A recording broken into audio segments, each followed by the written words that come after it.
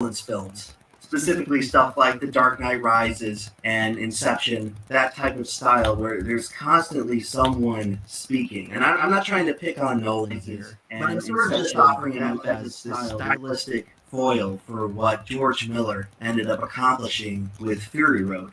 We're pretty much, for the most part, when a character speaks in this movie, they say exactly what needs to be said for clarification of the plot or character intention. Hello. Welcome to the stream. I'm here. It's me, Trixie the Golden Witch, to do some tier list requests. I figured maybe somebody would pay me $5 to make a tier list about, I don't know, anything. This website is full of tier lists. It's got every conceptual tier list imaginable. And I guess I'll just sit around and talk about whatever until somebody wants that. Hello, Rielly. 3 streams in one day. Oh yeah, I think I did that yesterday too, actually. Today each stream is very different conceptually, though. I'm trying to really experiment, see what people respond to, and by that I mean, what do I make the most money doing? You know, this morning I went on a big epic rant about Chris Chan. I had a lot of viewers, didn't make a lot of money. Then I did a bunch of karaoke and had fewer viewers, but made more money in less time. People were just more engaged with that, I guess. So we're going to see if this brings the engagement up even higher. And we're just going to be staring at this page until somebody actually pays me to make a tier list. I have no interest in doing this other than that I think somebody might pay me to do it. And if it doesn't happen, well, we'll just sit here. I mean, maybe somebody will pay me for a rant about something else. But otherwise, this is what we're up to. Let's see if I can add. Can I add a specific image to my frame? Why is there a doorbell? Let's see, slides. No, I don't want to slide. I'm fairly new to StreamYard. Does my microphone sound like shit again today? Is it all crackly and bad again today? Felt weird to don't know to read your story. Yeah, I guess that's fair. It was kind of a dark place. And it's not like I was gonna stop talking. You know, sometimes I feel like people are like, no, you're on a roll. I don't want to interrupt the roll you're on, you know, like that's not gonna make the stream any better. But this is one where there is no role. There's no theme. I'm just simply gonna do what people pay me to do, whether that means rants or do tier lists or whatever. And otherwise, I'm chilling. I'm hanging out on the computer. I've pretty much got all day. I've got the rest of the afternoon to do this. I've got the office to myself. Bird fell asleep after work, and you know, we were hoping we could go camping, but we didn't plan far enough ahead, considering that it's Memorial Day weekend, and pretty much every single campground in the state of Virginia is booked solid.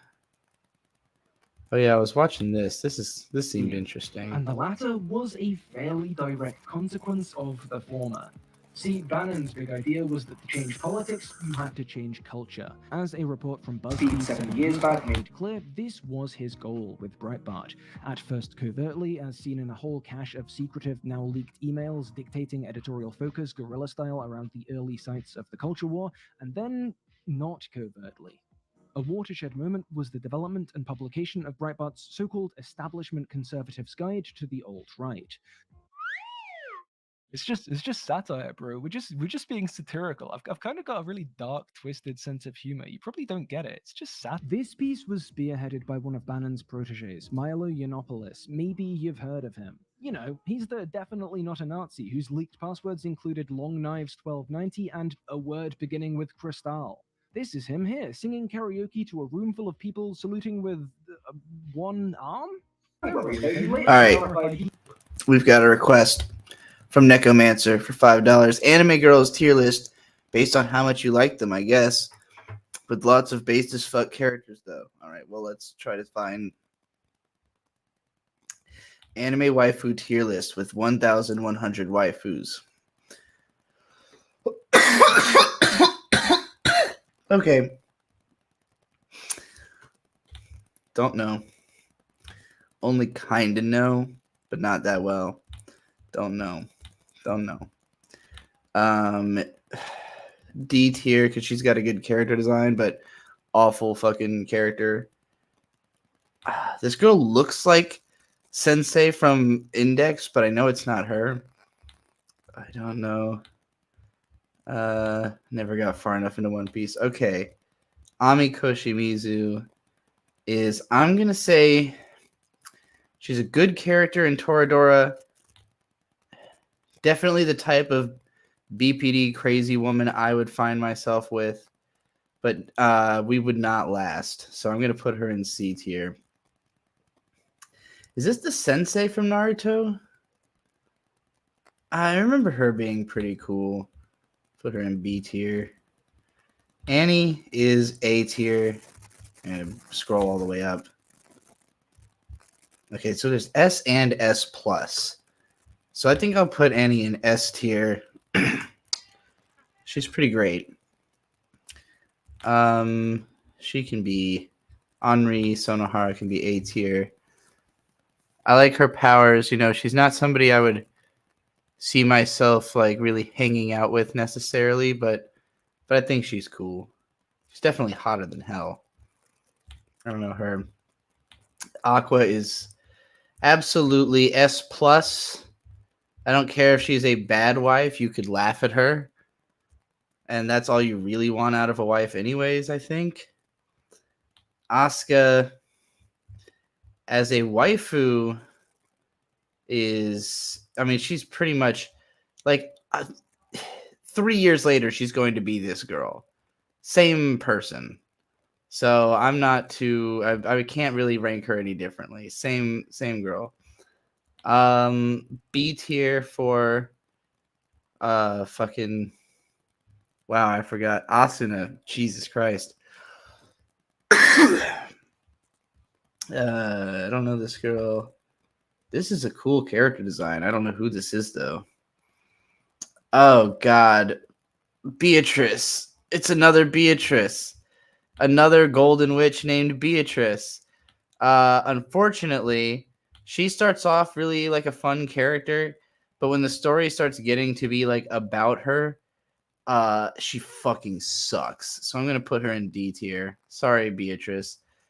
At least Bisky is cool. Bisky actually is probably gonna go in S plus.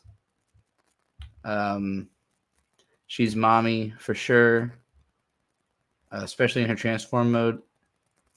This looks almost like Power, but I'm sure it's not. So I'm not gonna put that. I don't know her. Bulma is without question a S plus character, S plus waifu.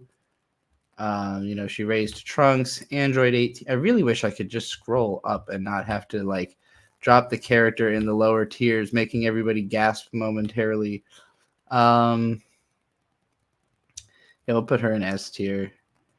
Again, same character right here. No discernible difference. So,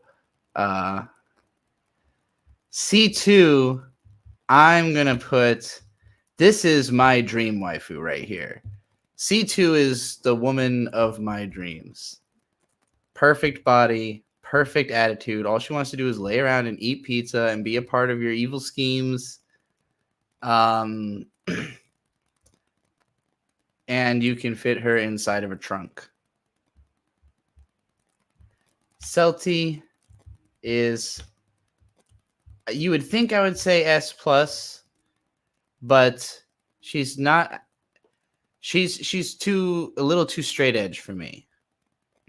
Just a little too straight edge. I don't know this girl. Chi-Chi. She's a bit of a hassle, but she really holds down the fort. Obviously, you don't have any of Goku's kids are not even human without her raising them. since Goku wasn't there. So actually, she's going S plus.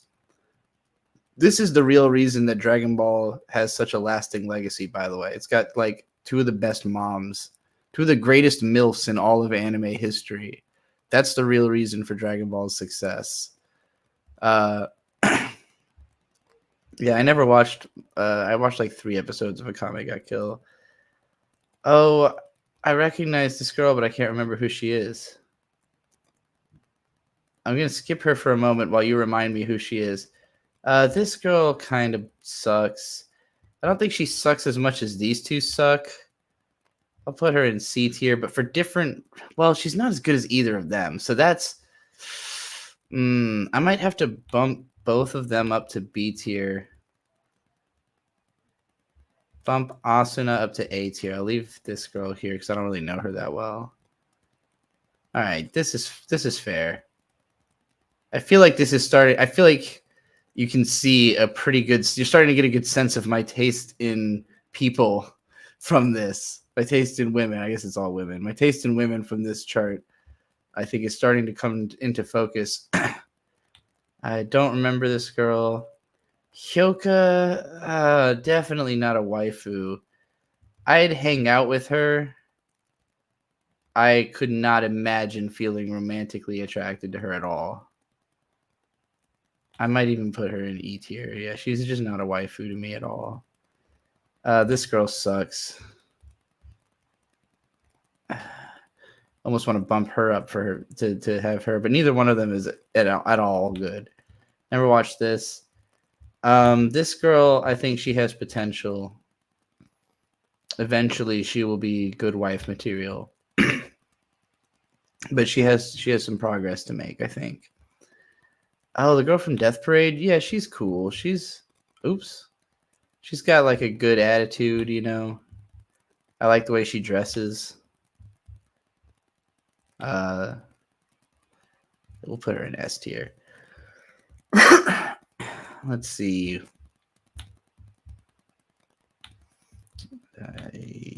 Darkness. We'll put Darkness in C tier. She'd be fun to beat up, I guess, because that's what she's into, but like it would get old. Didn't watch enough of this show to have a strong opinion on her. I did like this girl, actually. I think she's cute. I'll put her in B tier.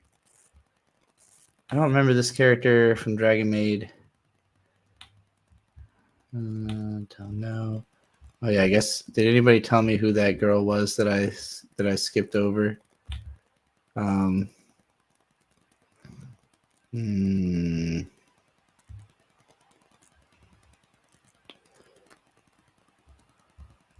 take Darkness with Umbridge in C tier. She's really got kind of a boring personality. Right, I can't remember who this girl is.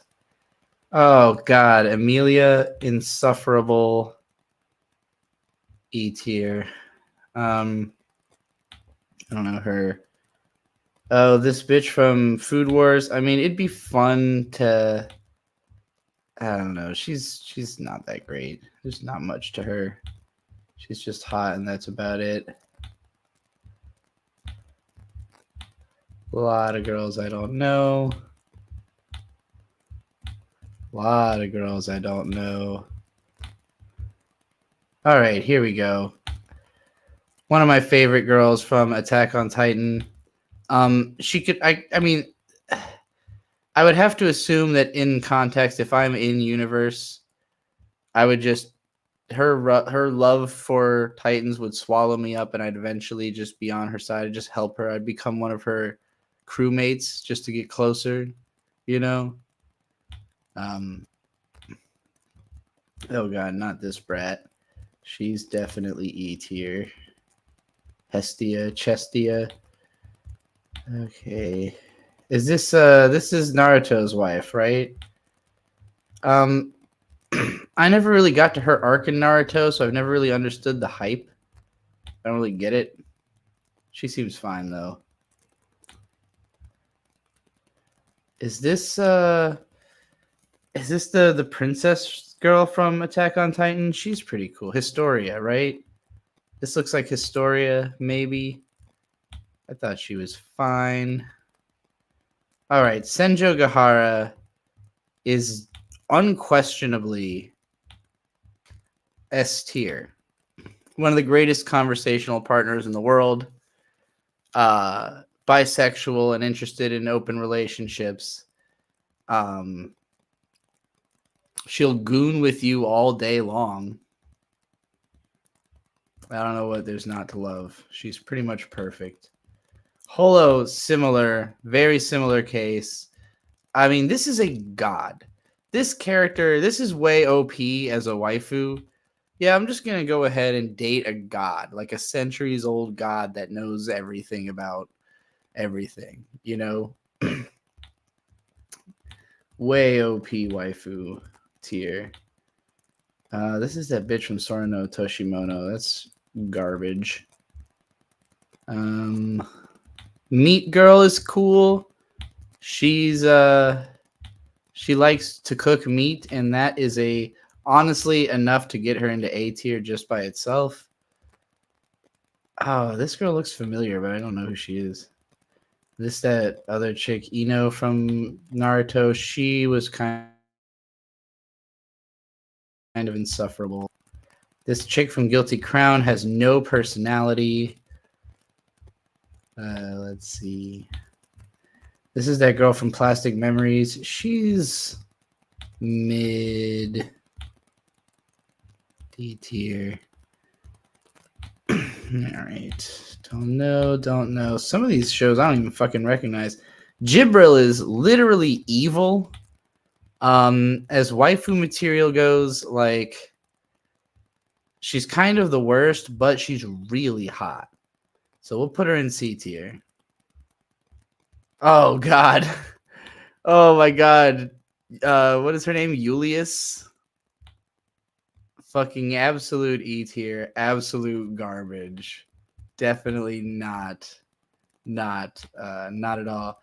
Kagura's too young. But if she grows up, I think she would be fun. I mean, she'd be more of like a good friend than like a good wife. The girl from fucking, what the hell is this show called? You know, the one where they flirt all day and pretend they're not. She's cool. I like her. Kaguya-sama Love is War. That's what it's called. Isn't this like the princess from, like the young princess from Code Geass? I'm going to pretend I don't know who she is. Kallen is absolutely one of the best waifus out there. Just totally dedicated. Total dick rider. You know, she'll pretty much do whatever you want if she's in love with you. So, you know, hard to go wrong with that. Angel, she's a literal angel. She's got like Jesus mode. She's very cuddleable. You know, I would have to put her in the A tier. Kaname Chidori, she is a classic anime girl. When I think of like the platonic ideal of like an anime girl, like in a like romantic comedy action series, like this girl, she probably belongs in S plus. She's a real workhorse of an anime girl, you know. I think she's got the blue hair and everything. Okay, too young, not gonna go on the list. I know she's technically a centuries old dragon, but she's still a child in dragon terms. Same goes for Kirin. So she's not getting judged. Then we've got, of course, the absolute GOAT. Now, I would consider Kobayashi to be a husband. I would not consider Kobayashi as a waifu. Definitely a husbando character. But absolute top tier husband.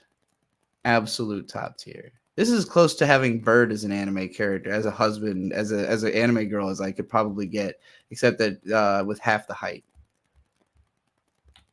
All right, let's dump more Konata. Obviously, I get along with her perfectly. Also extremely cuddleable. I'm gonna put her in S tier because I don't think she's a hard enough worker You know, all these girls in I've put in S tier except for Aqua are very reliable. Aqua is so unreliable that it's funny. So, you know, these girls, a lot of them are reliable, but they're not as attractive personality. But Konata's not as reliable. She has attractive personality, but she's also not like physically as attractive as almost anybody else in these top 2 tiers. But you know, she's cuddly. And despite appearances, she is of age and acts it. All right. I don't know any of these people. Christina is kind of hard to go wrong with. She's kind of in the same vein as Kaname Chidori, as like just such a workhorse of an anime waifu, like just a perfect woman. Every once in a while, like Hitagi, Holo, all 4 of these, this is just like, we dreamed of creating the world's strongest waifu, and we succeeded. Like that's that whole category there. There's too fucking many of these. I'm done. This is it. This is good enough. I don't need this many waifus. Anybody else got another tier list that they like me to do? $5 tier list requests, or you could just ask for a rant, pay any amount, ask for anything. It seems like they tried to use the most up-to-date versions of each character. I don't know, because Chi-Chi's not as up-to-date as Bulma. That is strange. Now that you mention it. Yeah, I don't know. It's very random. Probably just whatever the top result was on my anime list for that character. But yeah, there's too many characters I don't even recognize in this. Also, just too many goddamn lollies. Are there any top choice? My Valentine, I would probably put in S tier because she'd be fun to hang out with. Minami is at least A tier. Nami S plus, I think. Nia absolutely S plus, possibly the greatest wife in anime history. Like in terms of just being a great wife, like representing what a great wife stands for in anime, Nia's perfect. Someone pay her to do a US president's tier list. You'll find out I don't know shit about half of the presidents, but you know, Kagami S plus. Oh, Akane, Tsunemori Akane S plus.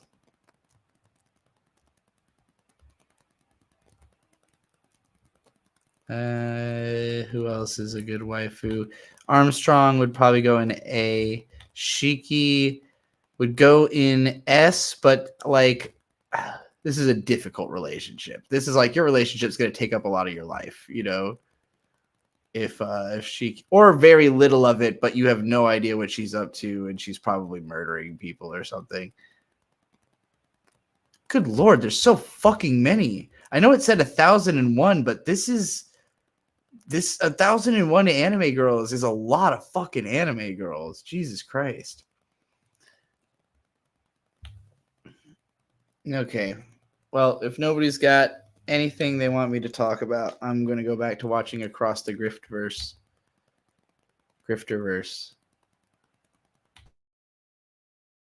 He couldn't see what they were doing. They were too far away. He couldn't make any of it out with his poor little weak eyes. No story here. Wait, what's this photo doing here? Anyway, Yiannopoulos' manifesto broke down the alt-right into various categories. The intellectuals, like noted white nationalist Richard Spencer and various manosphere thinkers. The natural conservatives, you know, guys who don't like foreigners or minorities for sensible reasons.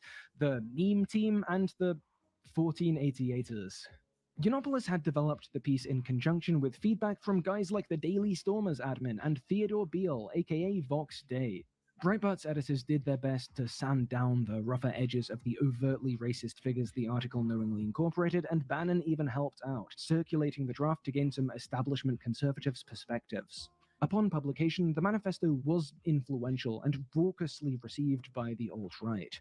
After this point, there was little need for the mask to stay on at all. A few months later, in July 2016, Bannon declared the website the platform for the alt-right. A month later, he was officially unveiled as the chief executive of Donald Trump's presidential campaign.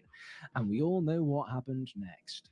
This was the goal from minute one. As that Reddit post I showed a while back alluded to, even before Breitbart, Bannon had seen the radical potential of the nascent alt-right space while involved in a World of Warcraft gold farming company 20 years back. An article in USA Today quotes Bannon as saying, "These guys, these rootless white males, had monster power." Reflecting on his mentoring of Yiannopoulos through Gamergate to that codifying manifesto, Bannon continues, "I realized Milo could connect with these kids right away. You can activate that army. They come in through Gamergate or whatever and then get turned onto politics and Trump." This is the central truth of the alt-right, the natural conservatives, meme teamers, and so on. Before they were assets, they were marks. Why am I telling you all this, though? Is there some clip I'm about to show you of these jabronis just hanging out with Nerdrotic or Brian Kinnell or something? Well, no, nothing like that, but there is a connection worth making here, if a more conceptual one. Because Bannon, Yiannopoulos, and friends at Breitbart, in large part, they built the playbook our YouTube Chud cluster has perfected. Nearly all of those classic crypto-fascist narratives and tricks have direct precedent here. Pre-release woke spotting of geekdom properties, Breitbart did it. Blaming everything on Amy Pascal or Kathleen Kennedy, Breitbart did it. Emphasizing some essential whiteness under catastrophic attack, Breitbart did it. Breitbart helped mainstream it. If you've ever wondered how stuff like the Great Replacement or cultural Marxism conspiracy theories went from the fringe to the heart of popular discourse, these guys are a large part of that answer. Theirs are the hands at the center of that 2014 to 16 era Overton window yanking. So it isn't that our current crop of alt-right firebrands, the fandom menace, or that are Bannon's proteges themselves, are Breitbart's sleeper agents, or anything like that. No, they are the results of that shift. They were the marks. They are the fruits of that changed culture. The first generation of pundits to grow to prominence from the fields Bannon, Yiannopoulos, and Breitbart watered, now mature enough to begin linking up with, if not the Breitbart crew themselves, their allies, furthering the alt-right culture change project. Because it isn't simply legacy. The links here aren't just conceptual ones after all. Bannon's had Alex Jones on his war room, has praised the latter's political thinking. If you look at the evidence and data and the facts, you are one of the great thinkers of this. That is very rare. You got to go back almost to the revolutionary generation and see that. In this new book, Necromancer asked, "Why don't you have a cat?" There are 2 cats that live in this house, actually.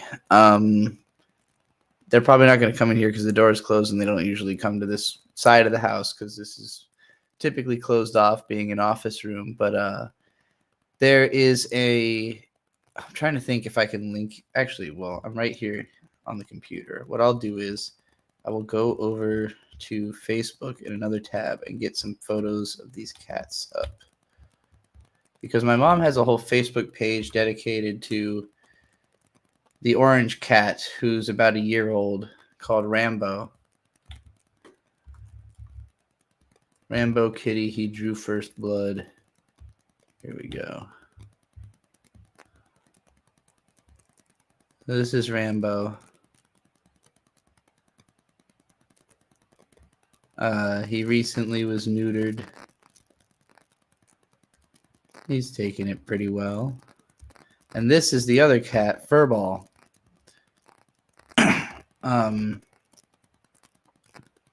Believe Furball was rescued from like an abused household. Rambo is just like a cat my uncle found. There's my mom, there's my granddad hanging out with the cat. So that's Rambo cat and Furball cat. They're very, very close. They like each other a lot. They hang out all the time. So yeah, good cats.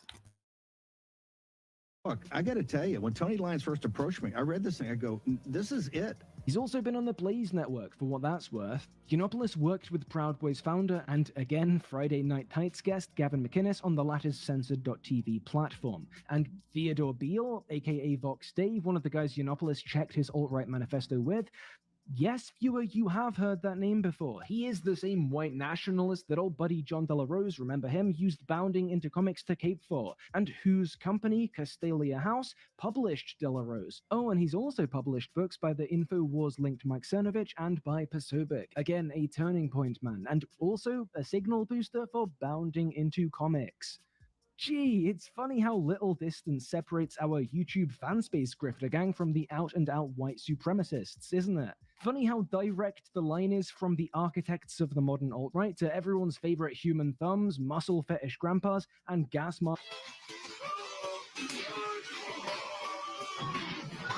Actually, funny's probably the wrong word there. I want to be clear that the point of this video wasn't to attempt a comprehensive history of the alt-right, or even of Breitbart's part in mainstreaming it. You can read and listen to those already. A good place to start would be the BuzzFeed report I mentioned a few minutes back, or the Rewriting Ripley blog, my major sources for that last section, but there's a lot of stuff out there. No, the point here was simply to push out the single instance rabbit hole connection web thing we did last time, and kind of situate it in its historical political context a little better. Because if we can all get on the same page here, see together how much methodological ground, how many friends, how many colleagues are shared here, maybe we can finally understand their goals are shared too. Anyway, that's that. Like, share, Okay. I saw Ellen said you're looking at Twitter again. Twitter's been a crazy day for me because, you know, this happened where my cousin set himself on fire and died a month and a half ago. And then my aunt, trying to determine the value of the things he owned, brought over a Sonichu medallion that me and my brother Victor immediately identified and were like, holy fucking shit. So I took a picture of it, I posted it, and this had last night 1.7k impressions on Twitter. It now has 178k impressions on Twitter, which for me is quite a lot. 158 retweets, 841 likes, and I've been getting notifications all day long. What the fuck? This one's not even in English. Anyone who specializes in the world of magic and Jinn can possibly explain why anyone who gets close to Sonichu amulets ends up doing so badly. I mean, that's pretty much been the sentiment of every response. That's just the first time I've seen it in Arabic. But yeah, this is all day. My notifications have been full. What am I getting texted about? There's a bird. He says he's big thirsty. Okay, I'll be right back.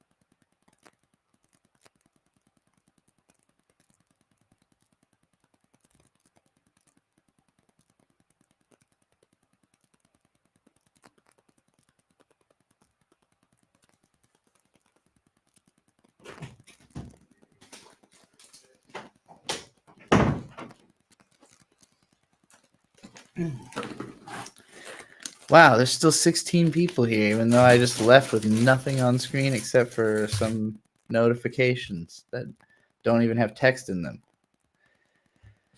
Impressive. Impressive patience, everybody. Impressive patience. Why is it that every other post on my Twitter feed is from someone I do not follow and was not retweeted by anyone I follow? Because you're not going to the... You see, there's two different feeds. There's the For You feed and the following feed. The following feed is stuff that you follow in order. The For You feed is stuff that Twitter thinks that you want to see at that moment, which could be basically anything. The quartering said nothing wrong. Oh, well, I didn't say he said anything wrong in that. That's not the point.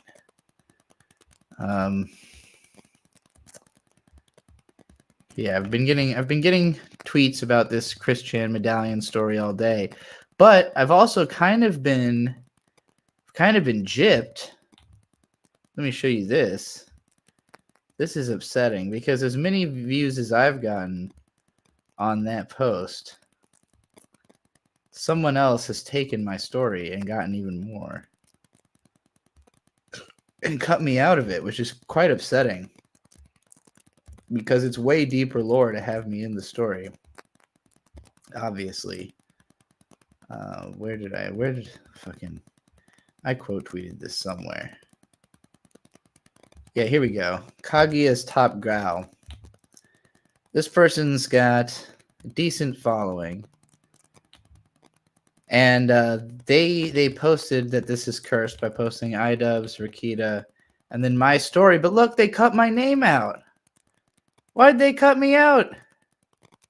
This has 403 retweets, 3.6 thousand likes. This has 103,000 views. That's almost as many as my post, but it has more retweets. I'm just like, well, why did you cut me out? It's better. It's like, it's even more interesting to know that that was also my cousin. It's not just someone's cousin. It's not Anon's cousin. It's Trixie's cousin. That's why I had to tell my story this morning.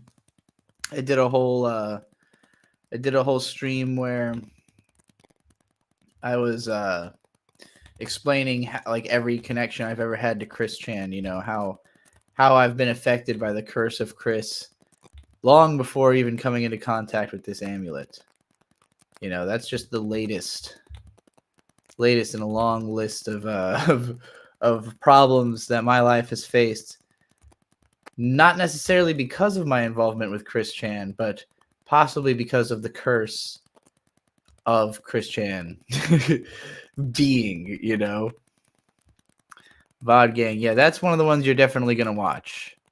If there's any VOD I highly recommend checking out, watch the Chris Chan VOD. I was walking around a graveyard for 2 hours. I, at one point, got so emotional I couldn't talk for about a minute, and then somebody said something transphobic in the comments, and it brought me right back in. And I was like, I've never been so glad that somebody said something mean and transphobic in the comments to, like, bring me back into the moment, you know. Time for a quick review. Cheetos Flamin' Hot. Let me get the real quick. Let me be a broadcaster for a second. Cheetos. Oh, I've got my camera mirrored, don't I? Does this look mirrored for you, or does this look correct for you? It should look mirrored, I think. Yeah, it should. Well, no, yeah, I have my camera mirrored so that it will look, so that I could match myself in real life. Whatever. Cheetos Flamin' Hot Tangy Chili Fusion.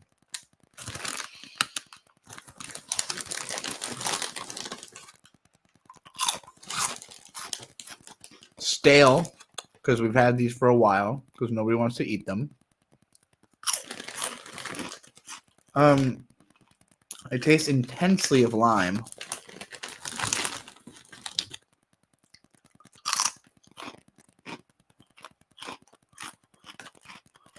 This includes enriched cornmeal, vegetable oil. That's almost all of it. Enriched cornmeal and vegetable oil. And then less than 2% of the following: natural and artificial flavors, just general. Maltodextrin, made from corn.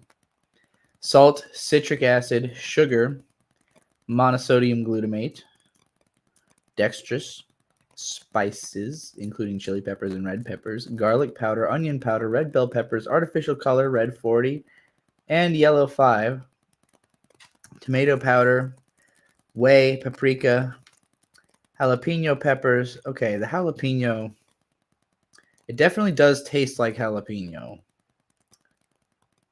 I couldn't like put my finger on what is the fucking flavor. It tastes like a weirdly like lime jalapeno, almost like a lemon. I don't like them. They're too tangy.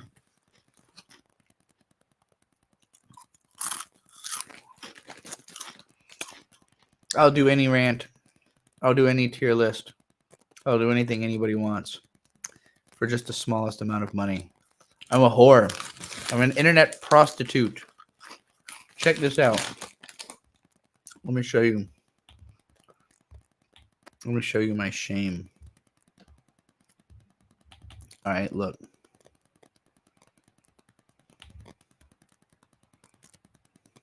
See the camera settings?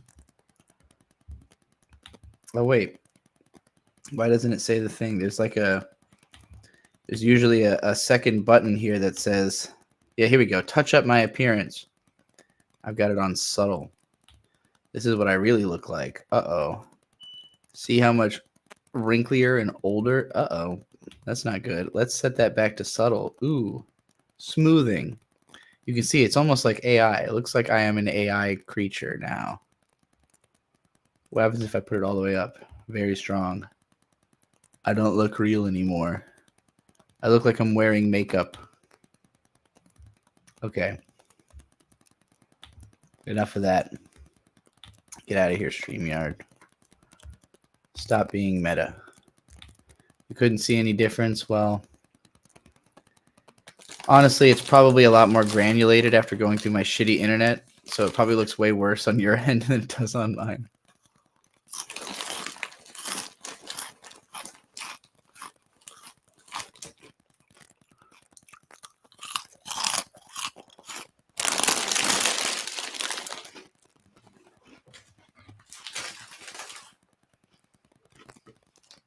I think what intrigued me the most about this Across the Griftverse video is that I never like thought these people weren't connected. Like that was, I kind of figure like I most of these people you only hear about because they are connected to these other people. This doesn't feel like it's breaking a story open to be like, did you notice they're all the same guy? I'm like, yeah, I thought that was what they were Linus doing. from the Like, architects of the modern alt-right to everyone's favorite. but I've also been around for a long time. So to me, this all just has always felt like one continuum of like the same right-wing talking head forever. You know, like it never felt like it was actually a bunch of different people. It just feels like a sort of content farm. Pronouns. Nerdrotic kind of looks like Ben Saint actually in this picture. That's funny.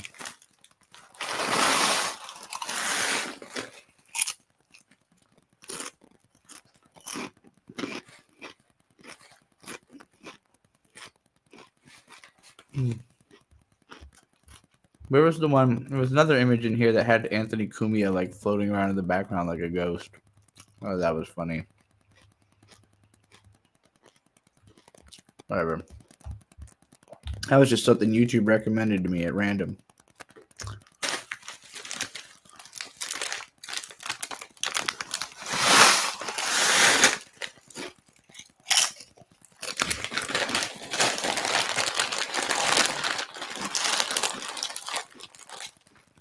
I've never heard of Ollie Alexander.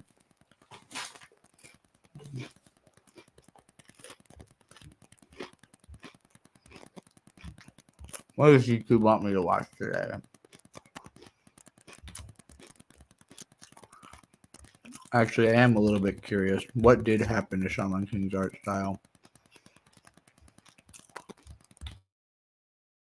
What happened to Shaman King's art style? Shaman King is a niche classic, but one thing that everyone can agree on is that the art style is gorgeous. But it's gone through a lot of changes. The manga started around the same time as One Piece before it eventually ended after 32 volumes in 2004. But years later, series creator Hiroyuki Takei would add 3 more volumes. So in this video, I'd like to discuss the original charm of Shaman King's art style, analyze the changes that took place, and explain why it's Okay, so old. let me just say I've never watched this channel before, and this is fucking adorable.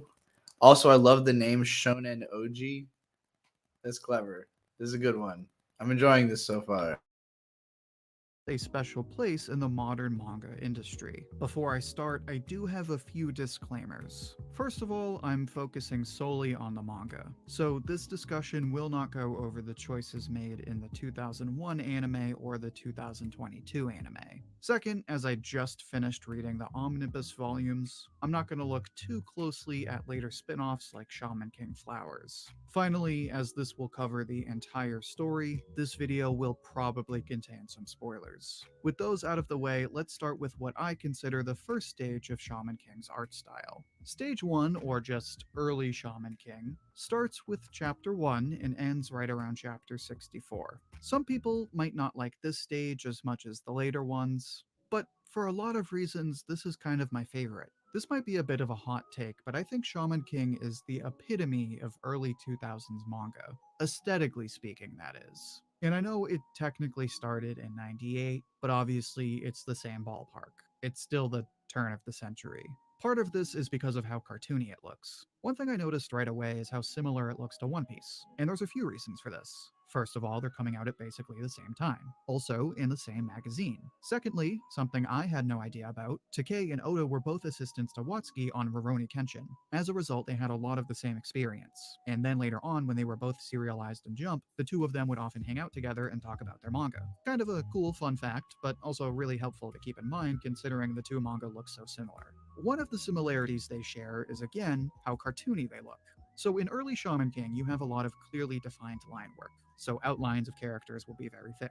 This is reinforced by the lack of shading in this stage. So it's mostly lots of black and white with some grays here and there, meaning the thick outlines stand out even more. This is also true for the scenery and backgrounds, because at this time, they're just as cartoonish as the characters. Speaking of which, let's take a look at the characters and talk about how they start out in this stage. Actually, before I do that, make sure to like the video if you're enjoying it so far. It's the easiest way to support the channel, and it helps spread the video to other viewers like you. So let's take a look at Yo in Chapter 1. Obviously, I decided to hit like exactly when told, like a drone. Oh my god, Leaf Blady is here. I haven't seen you in a while.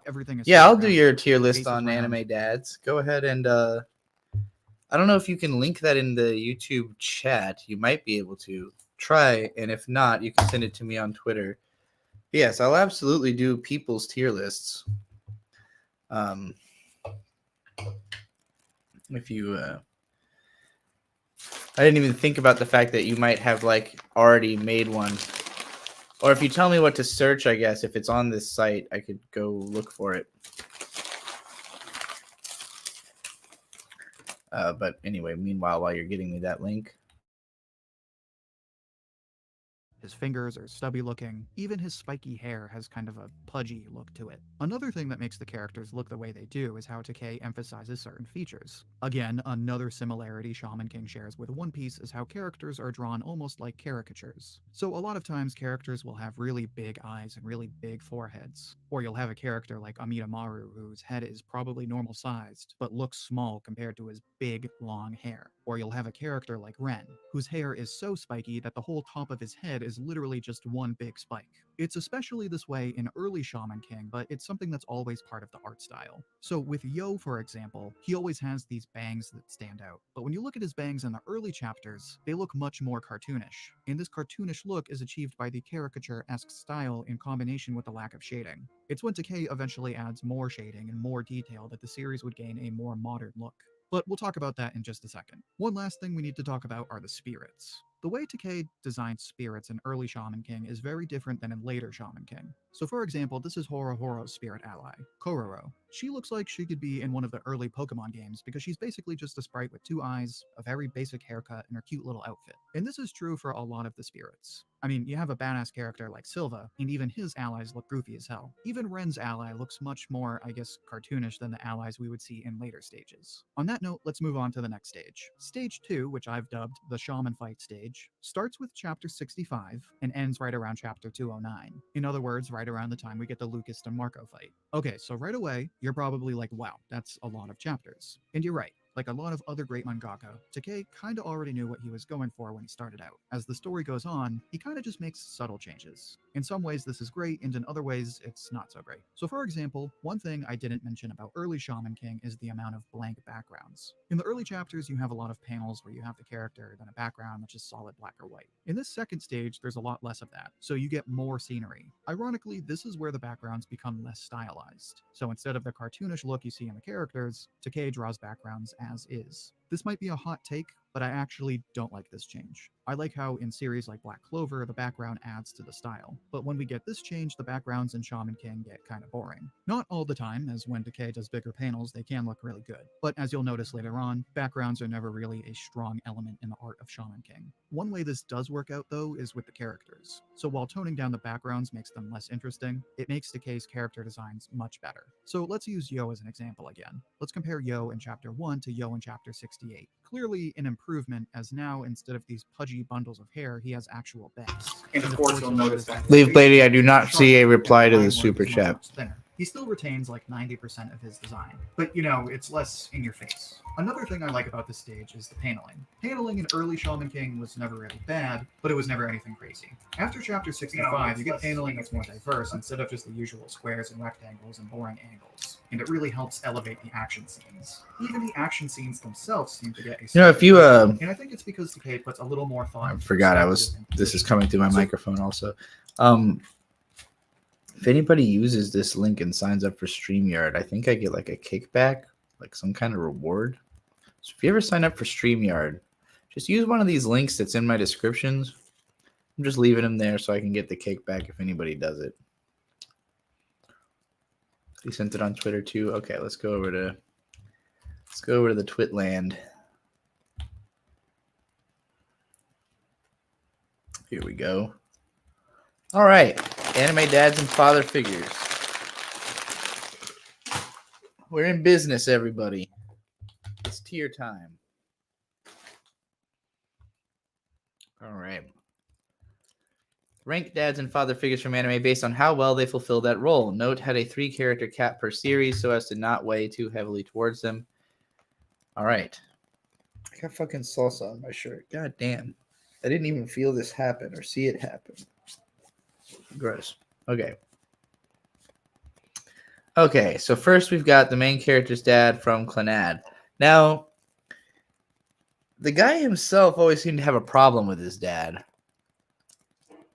I don't remember exactly what it was about. Was he like an alcoholic or something? I remember him seeming really cool and fun. So I would say I wouldn't mind having him as a dad. He seems cool.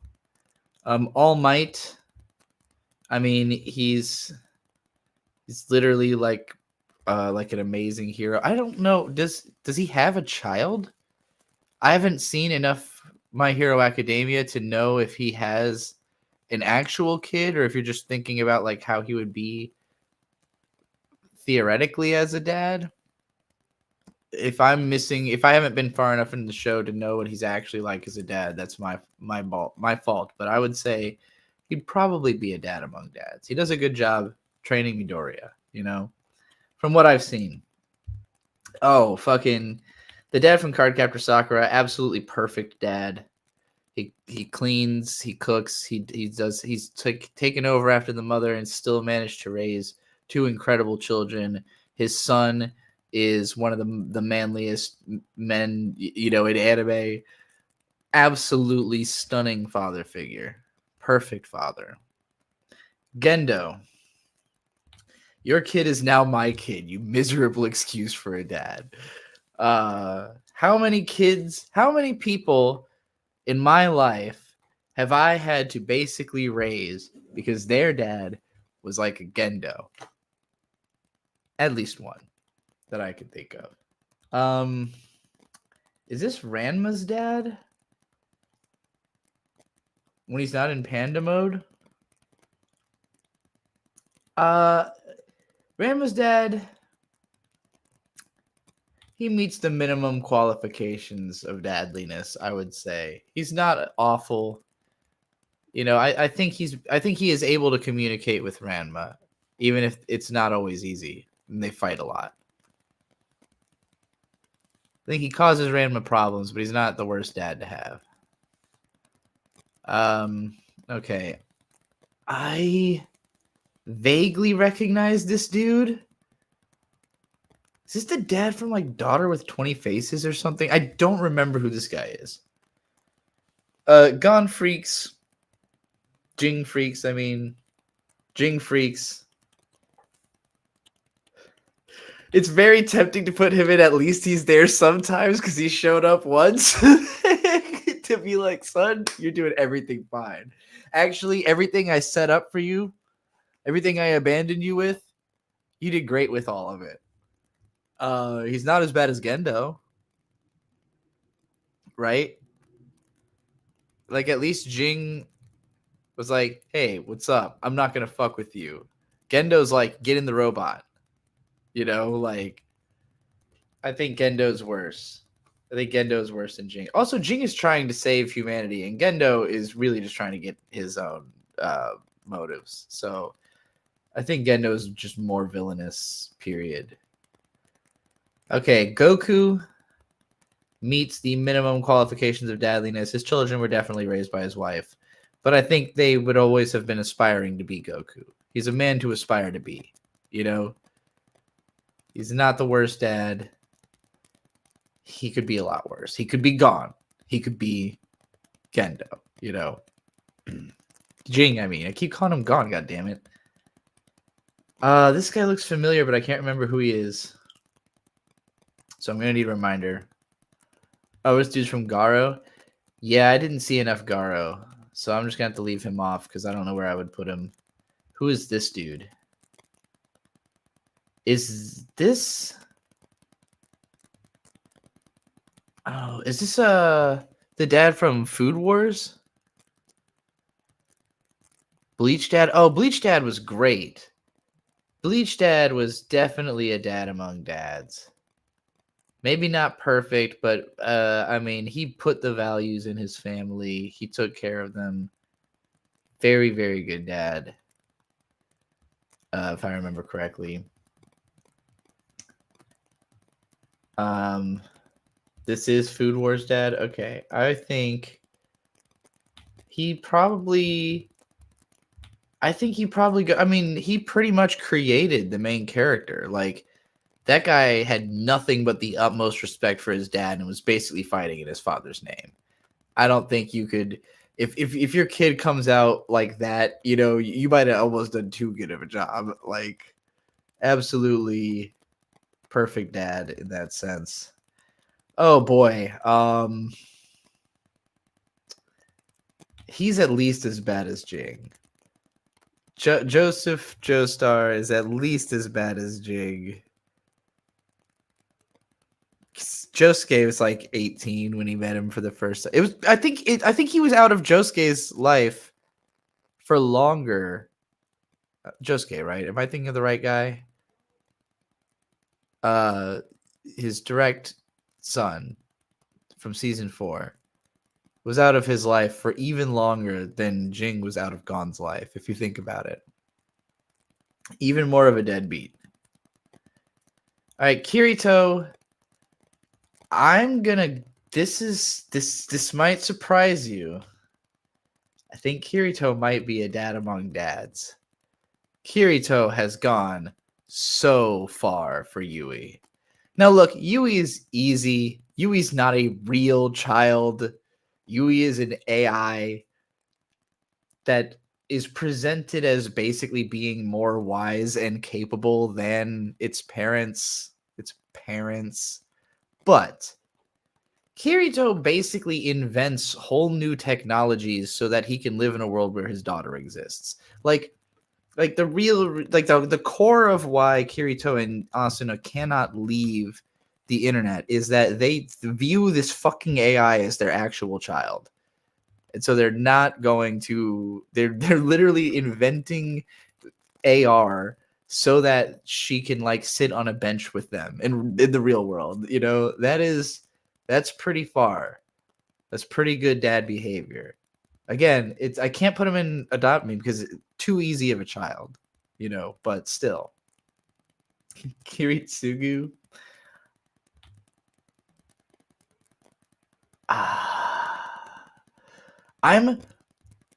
I'm tempted to put him in Meets the Minimum Requirement because similar to Goku, he did inspire Emiya to have his values. And I think it's implied he was like an okay dad in his early life. You know, he just like died relatively young into, or no, wait, was he around? Was he around for Emiya's life, or did he just like, I can't remember their relationship that well. I can't remember. Did he die when he was like a kid or what? I feel like he's a better dad than these two. At least he was trying harder, you know. These two are real deadbeats. This guy's a real fucking dickbag. So I think he's probably better than them, but I'm tempted to put Goku up into I wouldn't mind having him as a dad, but I think I would mind. I think I would mind. I don't remember who this character is. I'll need a reminder on them. Shinigami? Man, I never really thought about this. I think he's a dad among dads. I mean, he's a guy with a lot of responsibility. I don't think he's always been there for his kid, but it's obvious that Death the Kid wants to be him, wants to live up to his expectations. I think Death the Kid probably beats himself up more than Shinigami beats him up about, you know, that. So I think he seems like a good dad. He can't always be there for his kid. He's got a little too much on his plate, but he does all right. Mace Hughes. I mean,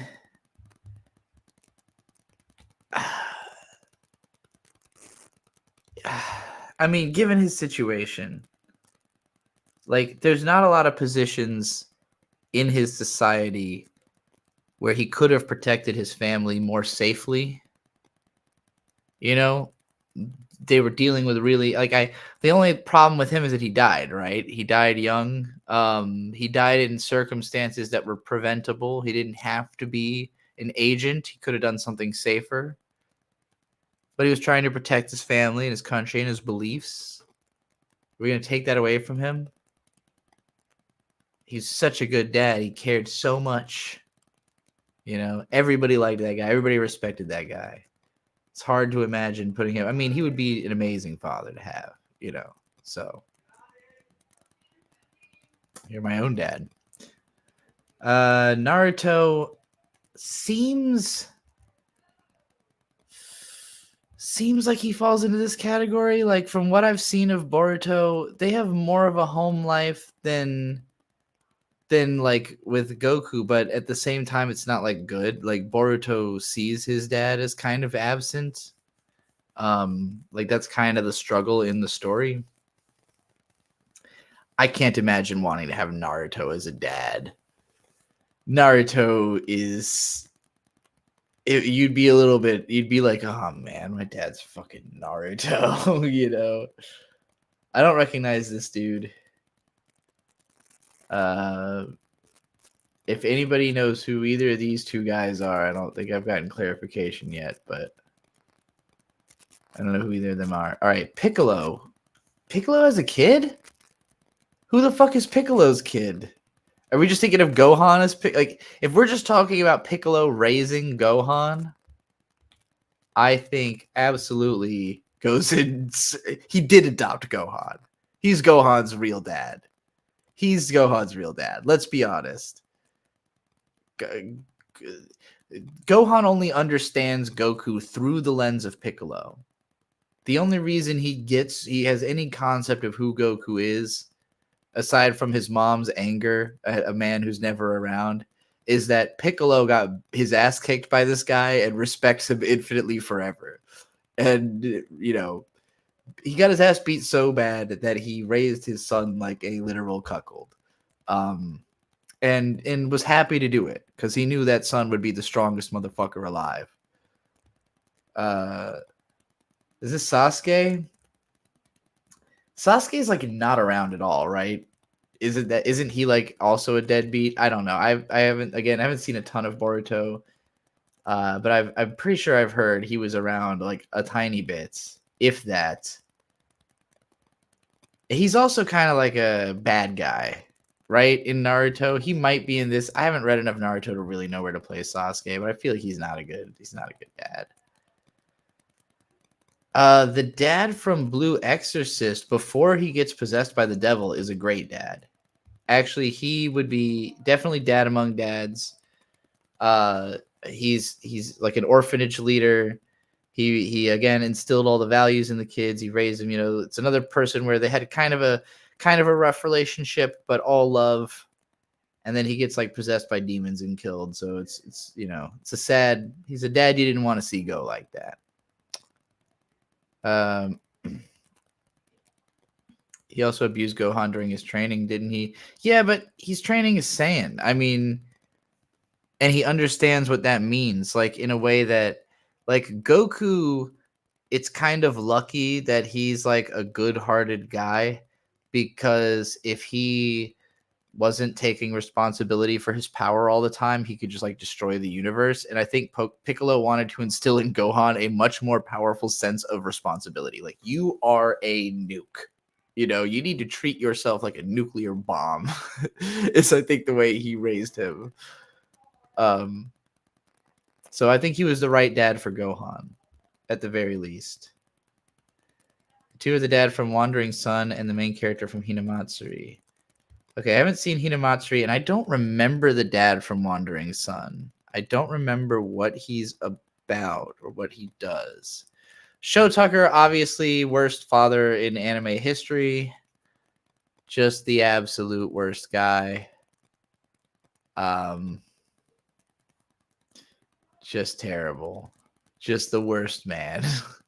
Just the absolute most hateable father that has ever been made in an anime. The only father hateable enough that he could come up before Goku in a conversation, or not Goku, before Gendo, I meant to say, in a conversation about the worst anime father. This also looks like a Hodo Musuko character, but I don't remember this character either. It's been way too long. I need to rewatch that anime and read the whole manga. I never finished the manga. This is Killua's dad, definitely bottom tier. I would take all of his kids away. Definitely a very bad man. Everyone in his family is pretty bad, except for the youngest couple of kids who haven't been totally corrupted yet. Oh, is this Light Yagami's dad? Light Yagami's dad, I wouldn't. So I think it's tempting to consider him a dad among dads because he raised such a smart, upstanding son. But I also think he wasn't around enough to impart his values on his son. He was too busy being a cop. And, I do think on some level, Light is understanding his father's values, but they would not have made the same decisions. Ultimately, Light gets his dad killed. If you raise a kid... I'm in here! Hold on. Hello? I'm in the office.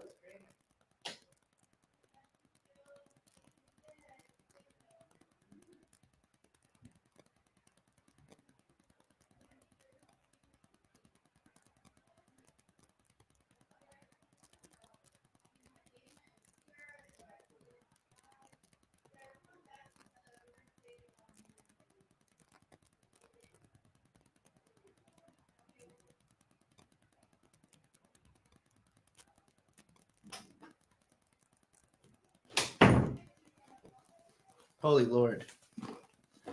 They were calling me in because my aunt brought over home videos that my mom thought she had taped over of me as like a 2-year-old living in California. I don't have time to fucking watch that right now. I'm in the middle of doing a live stream. Anyway. Who the fuck was... Oh, yeah, Death Note. Yeah. He killed his dad. That's not a good sign for a father. He seems okay. He seems like a good dad. It's not his fault that Light got a magic book that kills people.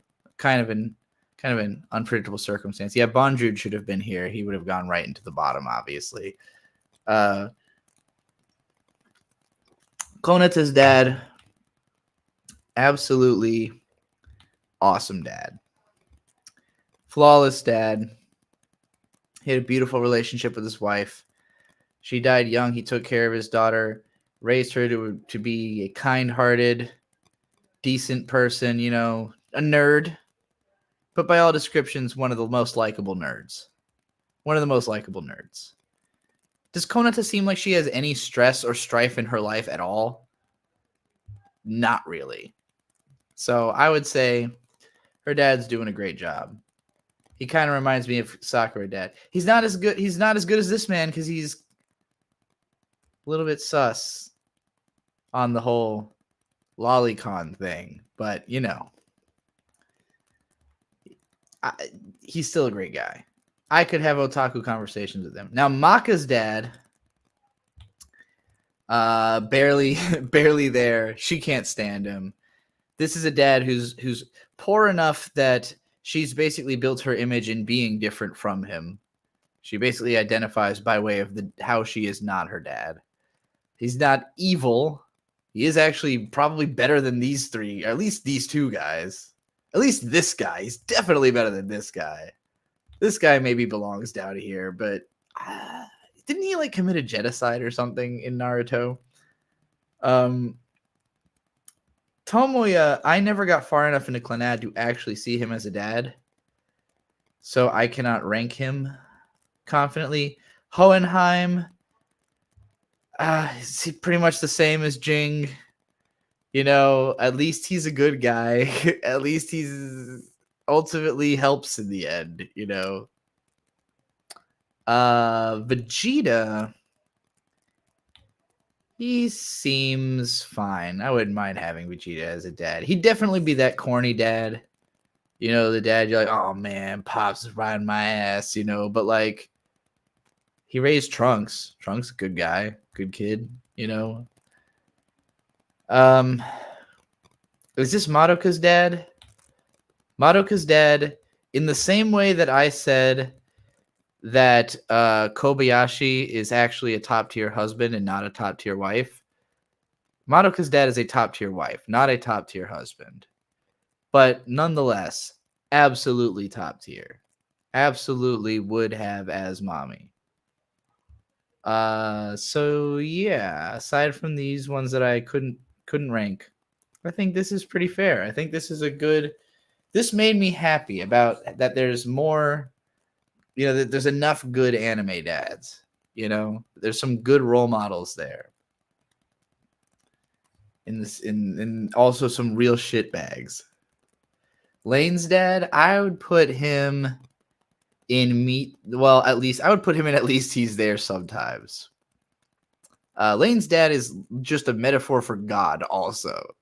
So that's where I'd put God. At least he's there sometimes.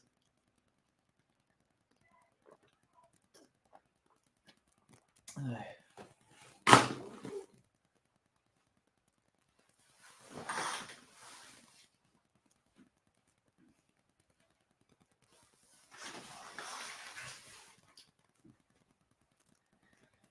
right. Well, if anybody else wants me to do another tier list, $5, any other rants, you can pay whatever you want. You know, however much it takes to fit the fucking text you want to type in. Can you do the one on moms too? Yeah, for another $5, absolutely, you can do that. There's no limit on how many you can get.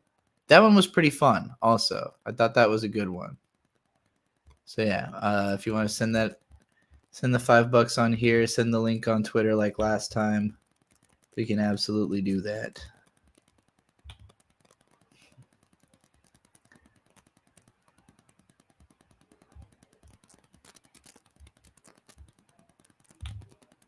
What are you responding to? Oh, this is the weird shit that Meme Lord created.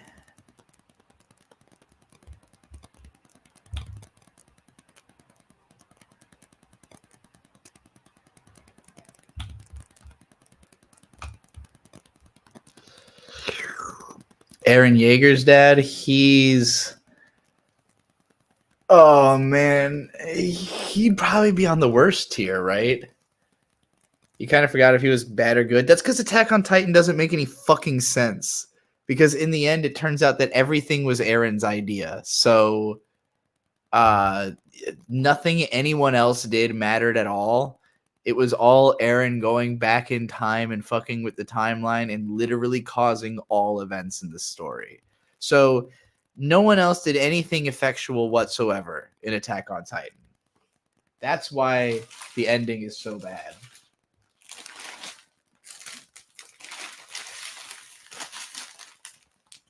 Except, I guess, Mikasa when she cut his head off and stopped the rumbling. That's the only decision anyone made that mattered.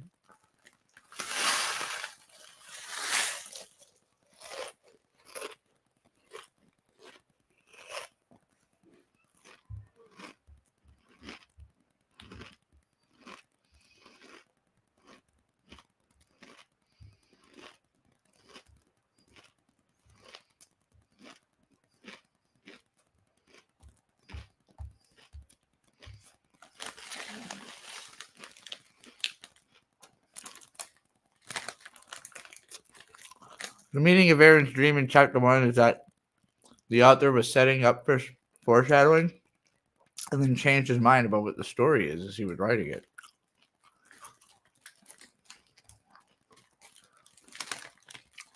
All right. The super chat's here. I'll also point out somebody had said, I think it was Kudere-kun, that they don't want to give their credit card to YouTube, so they don't want to do super chats. I don't know if Kudere-kun or anybody else has Cash App, but if you use the $ Golden Witch Fire, you can just Cash App me money, and I think you can put text in a Cash App. You can treat that like a super chat if you want to. All right. Anime Mom tier list maker. I wish I could call her mommy without it being weird. I think it's not weird to call them dad, though.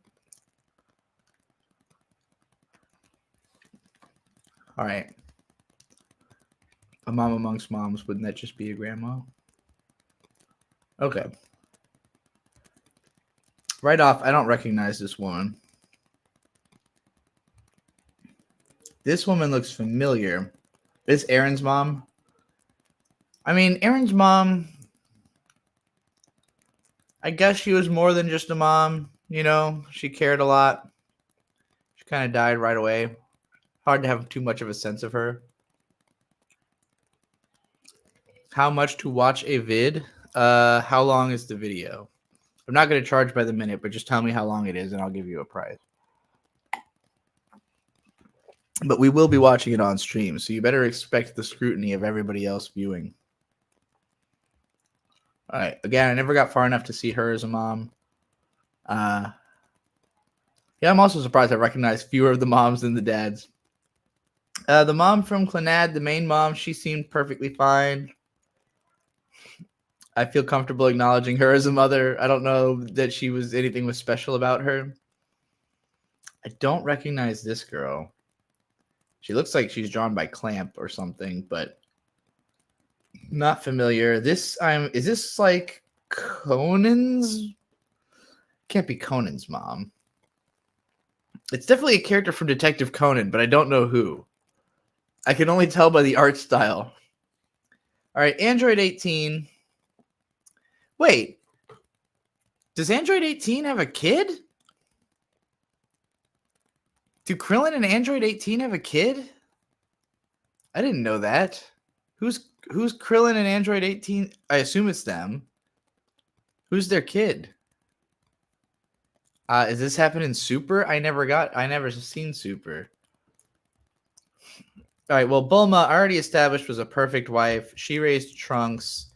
She's Yeah, she's as good as a mom can get. I think Bulma is pretty much the perfect anime woman. Like in the same way that I like, I was calling Kaname Chidori like the most workhorse, like ideal anime girl. Bulma's not like that. She's like if you actually were like, let's make the most fleshed out possible, like cool action girl character and show her whole life, we've got her. She's been a good woman. She's been a good mother. Chi-Chi. I don't feel the same way about her as I do about Bulma, just because I like Bulma. I could see myself wanting to have Bulma as a wife more than Chi-Chi, but she is absolutely a mom amongst moms. Absolutely top tier. I don't remember this girl. This the mom from Erased? Wait.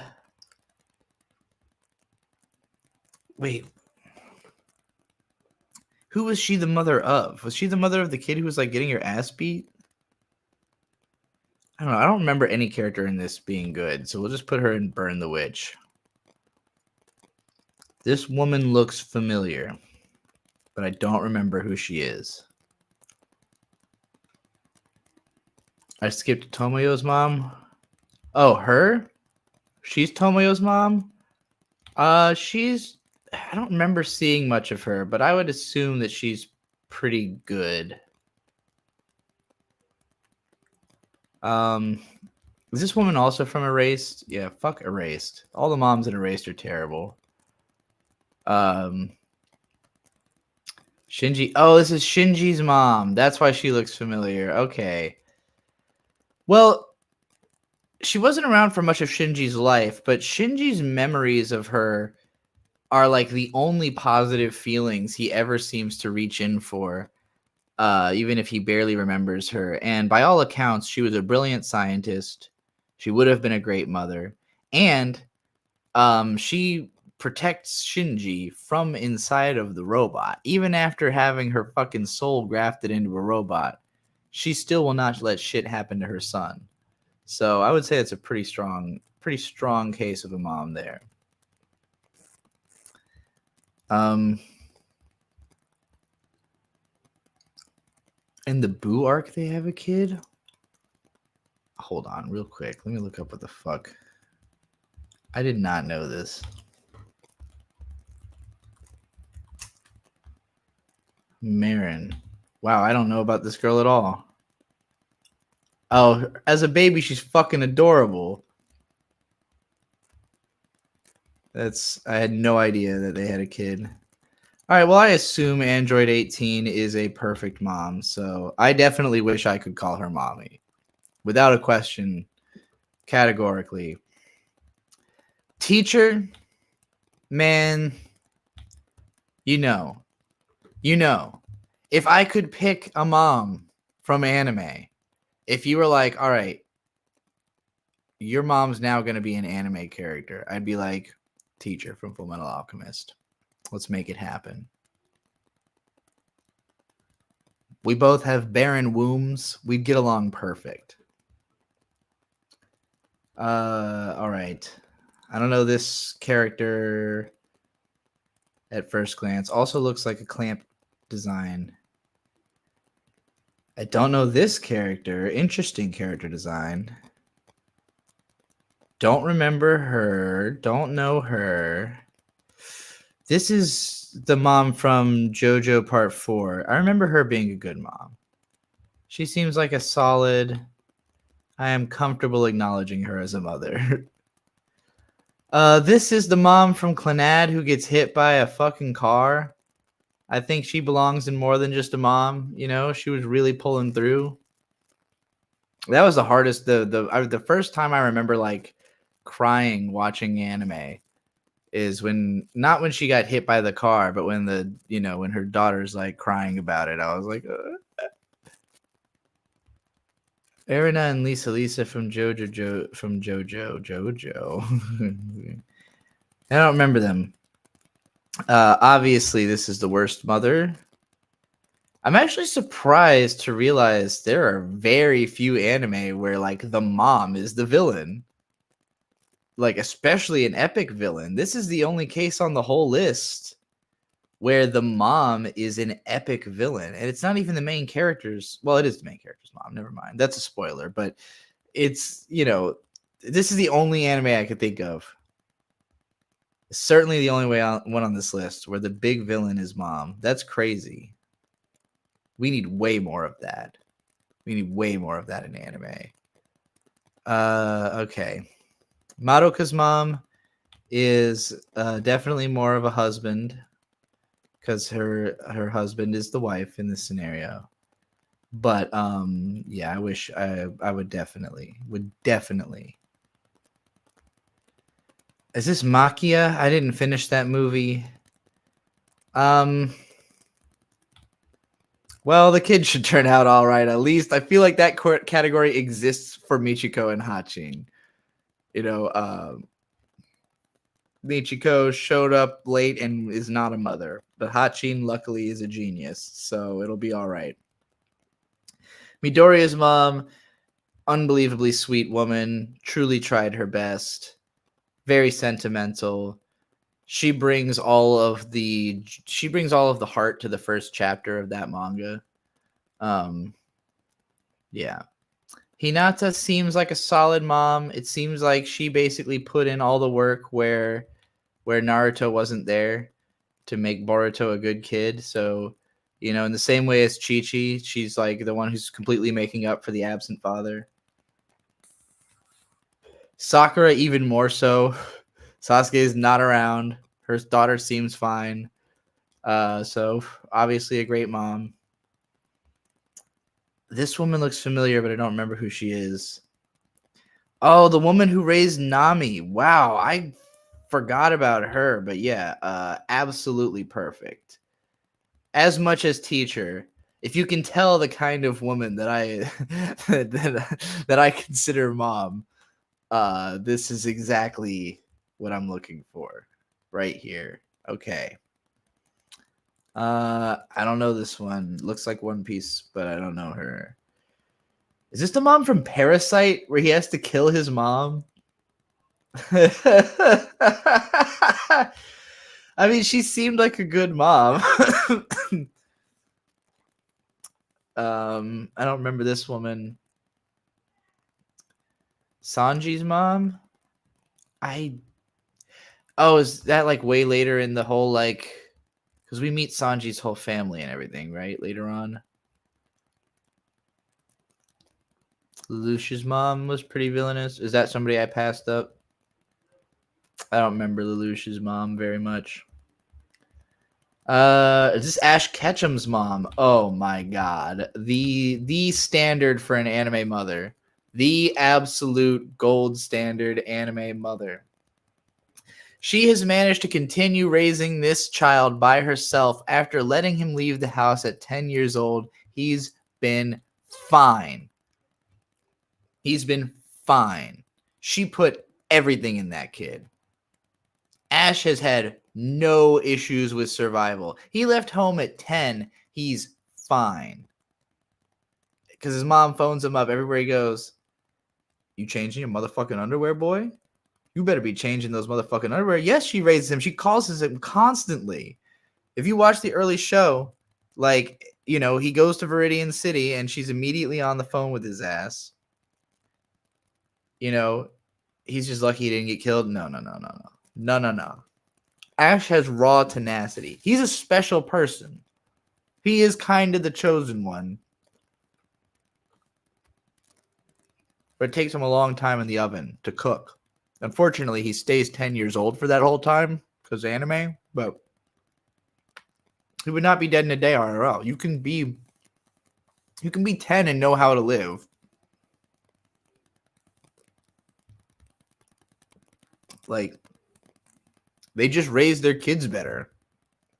Ash had no issues. He's a little immature and hard-headed, but like, you know, that's why he had to go out on a journey to get that kind of beaten out of him, you know? I just don't think there's any evidence to suggest Ash's mom ever did anything wrong. Okay, Mononoke's mom. Mononoke Hime's I don't remember her actual name. This is her mother, right? Or like the wolf raised her at the very least. I think she qualifies as more than just a mom in many ways. But her vindictiveness is a big problem early in the story. You know, she kind of has to be taught to be better in the story, if I remember correctly. Oh, wait, is this Sailor Moon? I've never actually made it far enough to see her as a mother. But Medusa, terrible mother. Pretty much fucked up Crom's whole life. Is that her name? No, Krona. Pretty much fucked up Krona's whole life. Really fucked up her brain. Their brain. I don't know what gender Krona actually identifies with, but Krona's not all right. Krona's got a little bit of a little bit cracked, and Medusa is definitely the reason for it. You know, the kid should turn out all right at least, but not because of anything this woman did. All right. Is this adult Usagi or Usagi's mom? Pretty sure it's adult Usagi. I don't think Usagi's mom looked like her.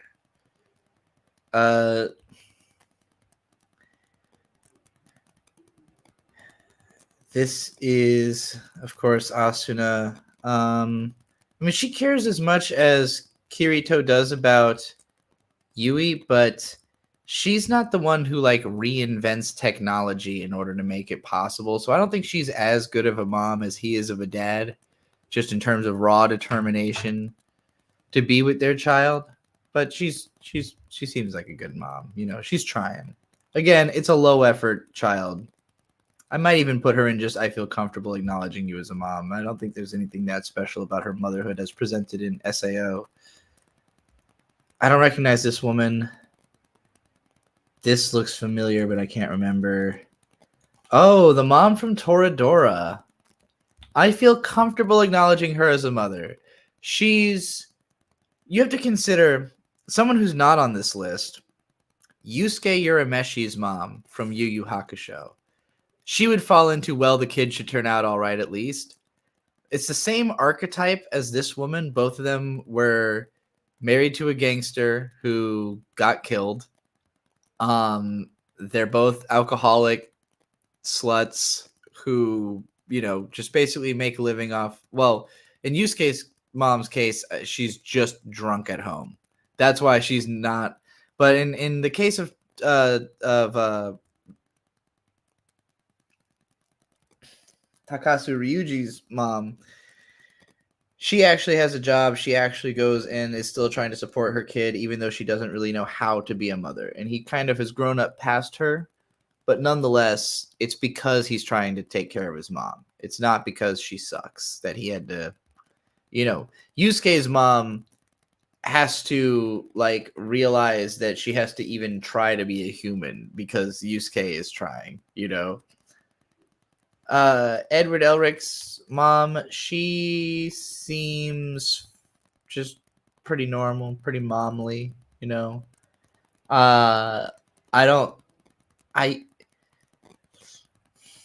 think Ed and Al come off as kids who were necessarily raised right. They have a lot of good values. I think she let them have a little bit too much liberty in their childhood. I think she was a little too encouraging because she loved Hohenheim and she saw Hohenheim in them and let them be like him. And it's like, yeah, but that guy abandoned you and his children. Like, you know, I don't know if you needed to teach them to be like him. I don't recognize this girl, and this is the mom from Wolf Children. She is definitely more than just a mom. She had it rough. She had it really, really rough. She watched her husband's corpse get loaded into a fucking dumpster and shipped away. She found out he was dead, watched him get scooped up in a dumpster, and never saw him again. And then had to raise the kids, one of whom decided to live as a wolf. So that was rough. And she still did a pretty good job. I still don't recognize any of these other moms. So we'll leave it at that.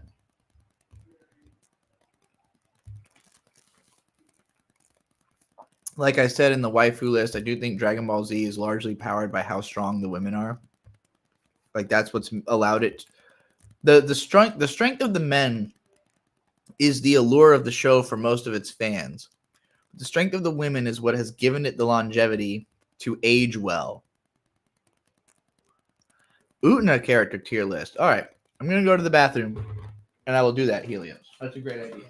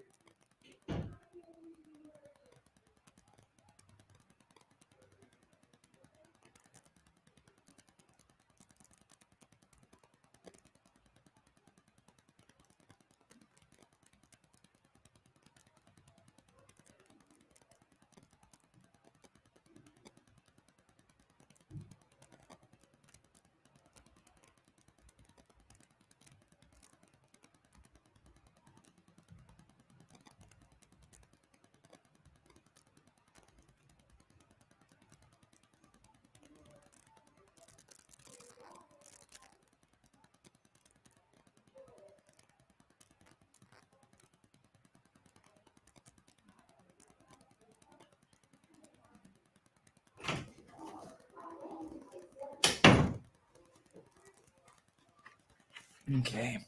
All right. Utena.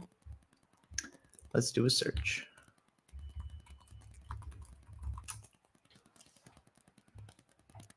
Revolutionary Girl, Utena characters. That's... Yeah, that looks like enough, guys. Wait, I don't even remember this creature. Is this Choo Choo, but like he's fucked? No, Choo Choo's over here. I don't even remember this weird little fucking red alligator thing. Leaf Blade, the video is 75 minutes or so. I am not sorry. I cannot. There's no amount. I don't think you could afford to pay me enough that I would want to watch that on stream. I think I would ask for like $100 to watch that on my own time. I don't think you want to pay me $100 to watch that video. That's long. That's so long. Okay. Is it from the Nanami Cow episode? I don't remember this fucking thing at all. I don't remember it. I feel like this can't be a complete list. I feel like there's got to be more characters in this, right? And even though there's one I don't recognize, there can't be this few characters in Utena, can there? Maybe there really is that few characters in Utena. Well, this is... Okay, this one's a little more comprehensive. Here we go. We'll stick with this. This looks more like all the characters in Utena to me. Okay. Nanami. Absolute S tier. One of the most entertaining villainous foil characters, fail pigs, lol cows in all of anime history. I don't think a lot of anime even really present like a literal lol cow the way that this show does. She turns into a cow for the lols. Like, and the way she acts, she really is like a Kiwi farmer in anime form almost, because she's a wannabe troll. Like, she's always trying to fuck with people. Ducky said, and she's not in the manga. Well, for what it's worth, Revolutionary Girl Utena was an anime first. It was, the manga started publishing first, but it was planned as an anime, and then the manga is like a tie-in, which is why it doesn't really have very much of the anime. But it was made as an anime. It's an original show. Nanami would definitely own a Chris Chan medallion. I mean, she owned the Kaustin Dior. Like, she literally puts on a cursed object and turns into a cow, a cursed necklace, I might add, and turns into a cow. And the whole time, everyone's looking at her like, you know that thing is for cows, right? Like, which is the same vibe. Like, when I see iDubbbz or Nick Rekieta wearing like the photos of them wearing the necklace, I'm like, what did you think that means? Like, nobody thinks you're cool for doing that. Nobody's like, oh my God, I can't believe you wore the Chris Chan medallion. That's so cool. Everyone's like, your life is going to end. You're about to ruin your whole career. Like, some people just need to play with fire, you know? You could do $100 for it on stream. I don't want to watch a 76-minute video on the stream. I just don't think anybody would. It's one thing for me to subject myself to something, but it's another thing to make everybody else watch something they might not want to watch because I got paid. You know, like nobody else is getting paid. It's just me getting paid to do a thing and then put you all through it for an hour and 12 minutes, you know? So that's why I cannot in good conscience watch a 72-minute video on the stream. Anyway, Nanami's incredible. Nanami's the greatest. Nanami rules. And Nanami gets turned into a cow. This girl, this woman is basically the reason that everything happening at Otori Academy is possible, because she is the rich inheritor of the school itself. And Akio is basically pulling the wool over her eyes and doing everything in the shadows around her. And her suspicion only makes her jealous of his sister. She is a cunt. She sucks. She is definitely one of the worst characters in Revolutionary Girl Utena. This is the girl Shiori is obsessed with, right? No, that's this girl. I don't remember this girl. So she goes in D tier. This is the cute twink boy who hangs out with what's his name? Like Mikio? No, Miki is him. What the fuck is his name? It's something similar. This guy, he doesn't really have much of a presence in the story. He's got a cool design. He's very twinky. Is it Yuri's girlfriend? No, you're thinking of this girl. The girl that Yuri is obsessed with, right? That's her. I don't remember this girl. Is she like a journalist or something? She's got like a pad. Yeah, I can't remember his fucking name. Mikage. That's his name. Mikage. This is Mikage's twink boy. He's got a cool character design, but he doesn't really do much in the story. Utena herself, obviously S tier, just a classic character. Very well realized concept. You know, she's not the deepest character in the show, but she's not supposed to be. She's the most symbolic character in the show. And when she does her symbolism incredibly well. Pearl Hair Girl is friends with Mitsuru. Scientist is Mikage. Yeah, I figured that one out. He's friends with Mitsuru. Now I'm struggling to remember who the fuck Mitsuru is. I'm looking at this list of characters. Like, wait, which one of you is Mitsuru? Him? Is he Mitsuru? The boy?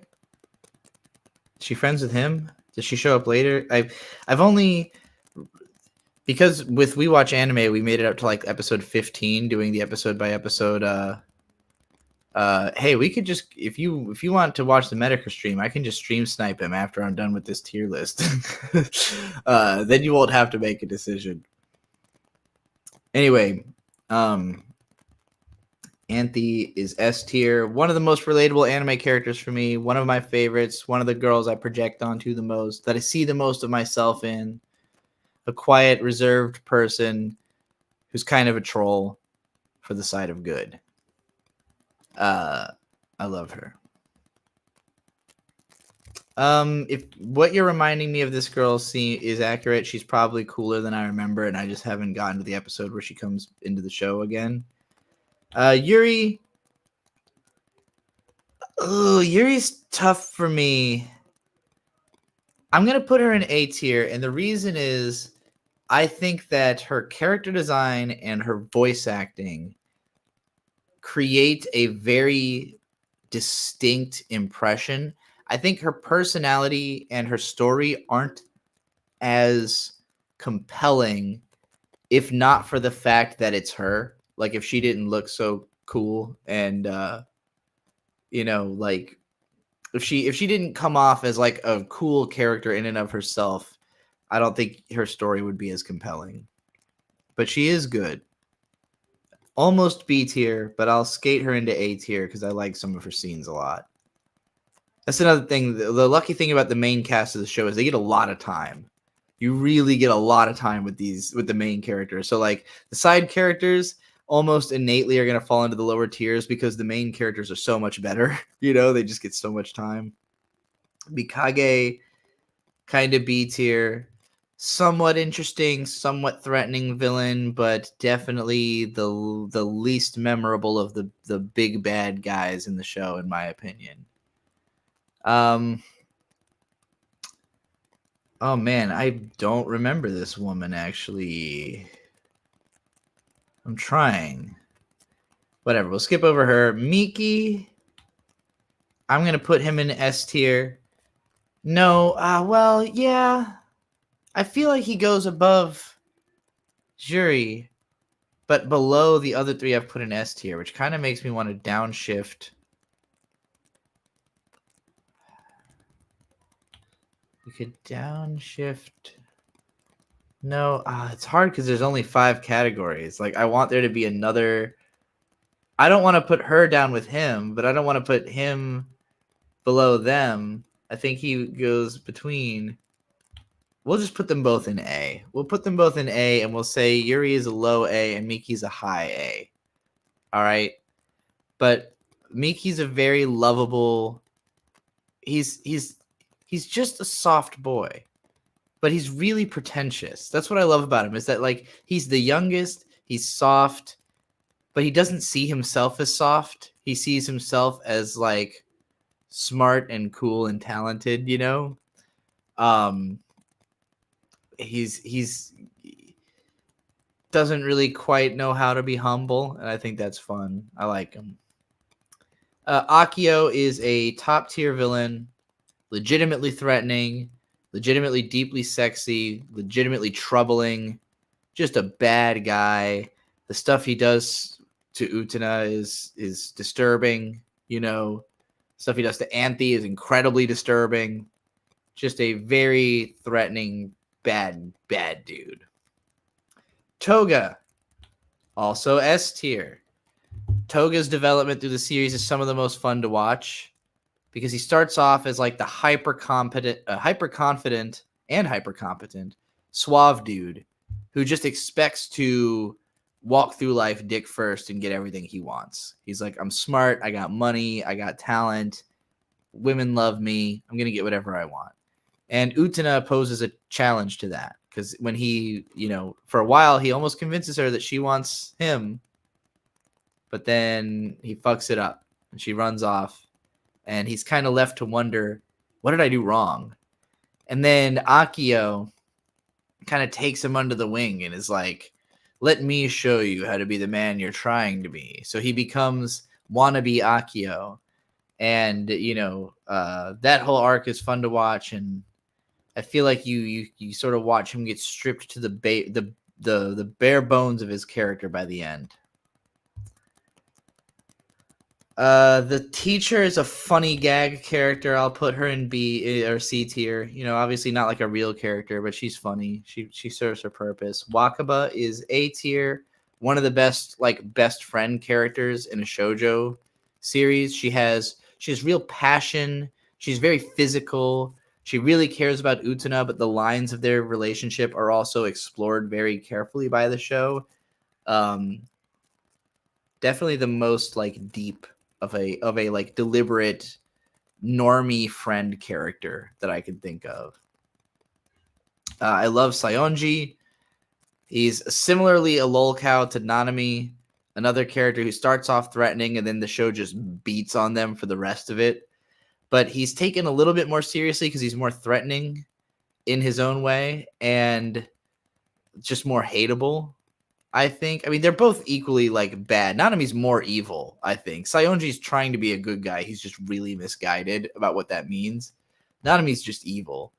But you know, they're both kind of bad. Neither one of them like becomes likable necessarily. They're lovable, not likable. Miki's sister, I'd put her in B tier. She's somewhat interesting. She's kind of just a bitch. She's kind of evil, but she's not conniving. Well, she is conniving, but she's just more on the down low. She's not like an ostentatious mad person like Nanami is. Shiori is pretty boring. She's kind of revealed to be like a bit of a weird sociopath. Like the only thing we learn about her is that she sucks. Like when we finally learn what's going on with her, she just sucks. Would I ever go on the Weeb Crew podcast? I don't know who they are. Never heard of it. So I don't know, maybe. Do they pay their guests? I don't remember these two. Are these just Nanami's clique? Is this just like Nanami's hanger-on girls? Like just the couple of bitches that follow her around. They are funny, so they'll go in C tier. Just because it's funny that they exist. The dumb girls that follow her around. This boy, he's pretty fun. I think he's I mean, part of the point is that he's so young that he cannot be like a mature and complete person. So like I think in the story it makes sense for him to be a little bit more of a simple character, and he doesn't have a huge place in the story. But you know, he's very good at fulfilling his role. The prince himself, really more of like a symbol.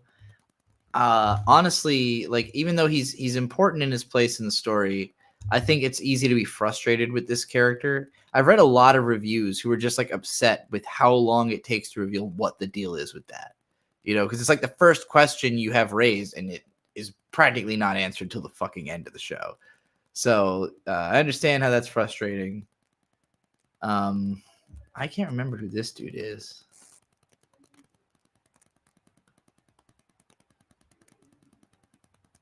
I had a staged argument with one of the Weebcast about a convention about the state of anti-tubers. This is the Weeb Crew podcast that he asked me about. The Weeb Crew. I've never heard of the Weeb Crew. I know about Weebcast. I created that. I don't know about this dude. I don't remember this dude.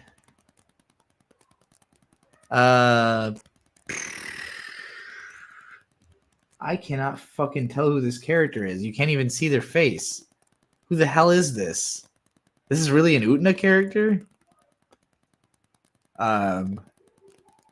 This guy I'm really struggling to remember. He looks like Ikuhara. He's got the same hair recoloration that Kunihiko Ikuhara has. Putting this guy in D tier because I literally don't remember him. I mean, I guess that goes for these characters too. I don't remember these characters. Choo Choo, obviously S tier, one of the greatest mascot characters I can think of. Every scene with him is fucking hilarious. He's the guy from Jury's Arc. Oh yeah, he sucks. He's a nothing. He looks like James. James. I don't remember this soy boy, so he's going in D tier. The three guys who follow Nanami always get a laugh out of me, so I'm gonna put them in B tier. And the shadow puppets are a classic anime gimmick. I don't think I ever got enough of a laugh out of most of their plays to think that they were one of the best parts of the show for how much of it they take up. But they're fine. They're cool. It's a fun thing. You know, Soy Boy had a crush on Wakaba. Yeah, forget about him. He sucks. So there you go. This seems right. This looks correct to me. That's an Utena character tier list. I can't believe there's so few characters in this show. It's 39 episodes long. This is like a Monogatari level of characters, if that even.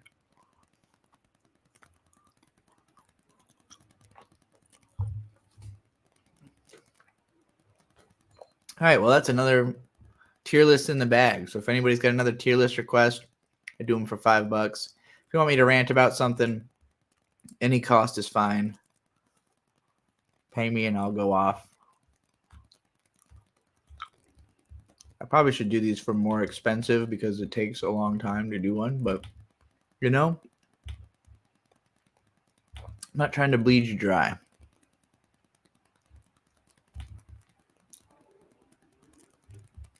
What I am trying to do is figure out how I view how much I've actually made on the stream in StreamYard. So when I'm in YouTube, it just like has a thing there that tells me. Click on a banner to show it on screen. Okay. That's not what I want. Does this thing really not have a way to just show me what my total earnings is so far? Whatever. 86,000 Ugandan dollars. I don't know what they have in Uganda for money.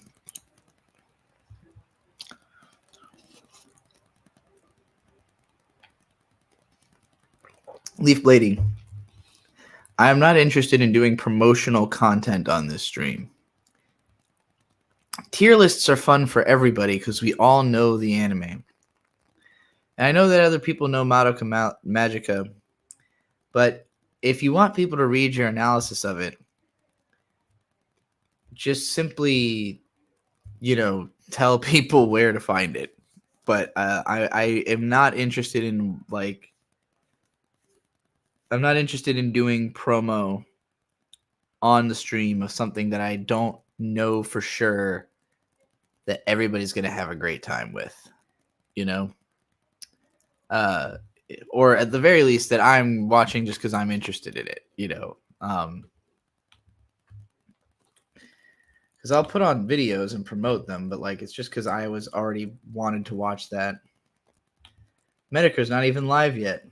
We still got a whole 15 minutes. Look at all these chuds in this chat. How many people he got waiting? 4,700 waiting? Jesus fucking Christ. You got 25 people watching. He's got 5,000 people waiting. How do I get this motherfucker to talk about me?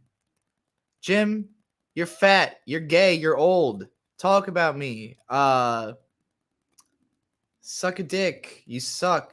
You're bad. Your Cash App tag's worse than mine. Mine's $ Golden Witch Fire.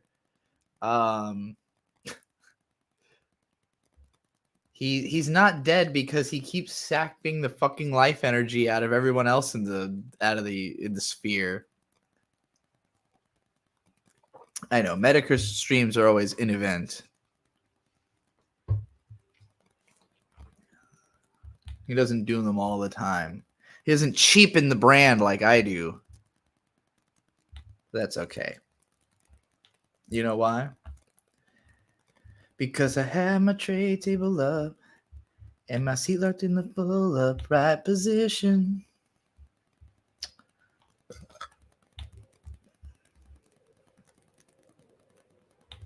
I don't know who Johnny Somali is. Or of a soup in a finger. A couple of people have said that. Okay. Okay, I'm caught up to my notifications on the Hell site. Got 2 tier maker tabs open for some reason. All right, what's in my subscriptions? New Mint Salad Saw, where she's a police lady.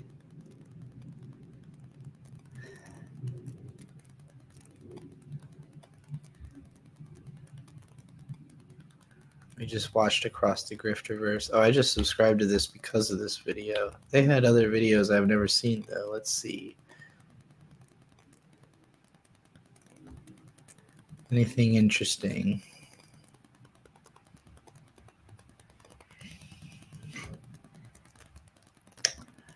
Not really.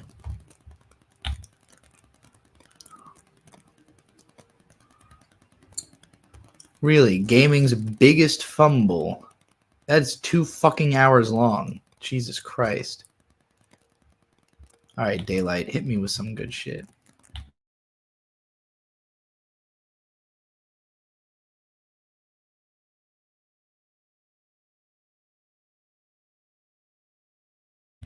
Right, I hit play and I heard nothing.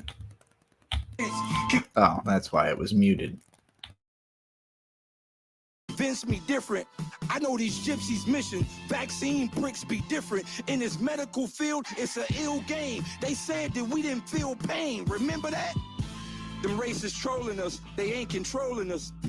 It ain't no cure for drapetomia. I take the Toby bus. A goon to y'all, but a goon to those on my mission. It's the missionary for those who vision bury. They want to know how I got inside. Simple. I became a god inside, and now I fuck with the top crew. Some homies hot too, they mad. I hit up Musa like, what's a man supposed to do? Get gold, I got you. I'm not you niggas who out here rapping for dollar signs. I stand for what I need. I see the world through the colonized. They colonies got us high, stuck in the column. School killers, Columbine. Every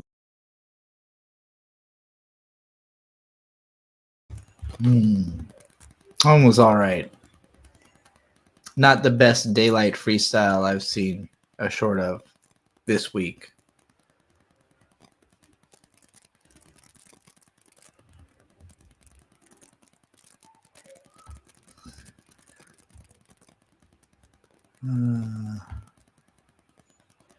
Well, none of this is interesting. Let's go read my comments.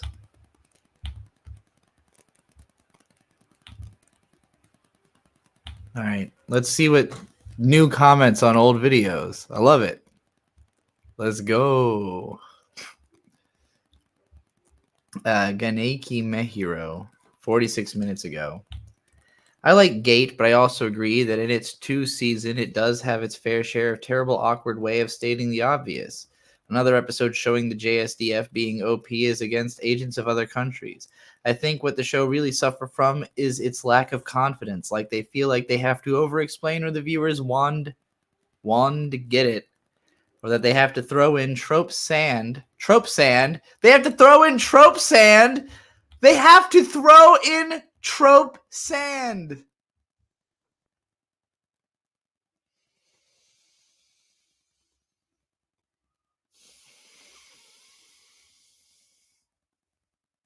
They have to throw in trope sand. Oh, sometimes it makes me so happy. You'll give me $10 for Albuquerque? I'll do that right now if you want. I'll literally do it right now. I don't... The titles of these streams are just suggestions, all right? It's just a theme to get people to have a cause to throw money at me. I don't care. You can pay me to do literally anything. I'm just trying to create a creative spark, you know? This is my favorite typo I've read since Angle fucking Beast. I'm blown away by trope. They have the fact that it's the whole sentence though, like throw. They have to throw in trope sand.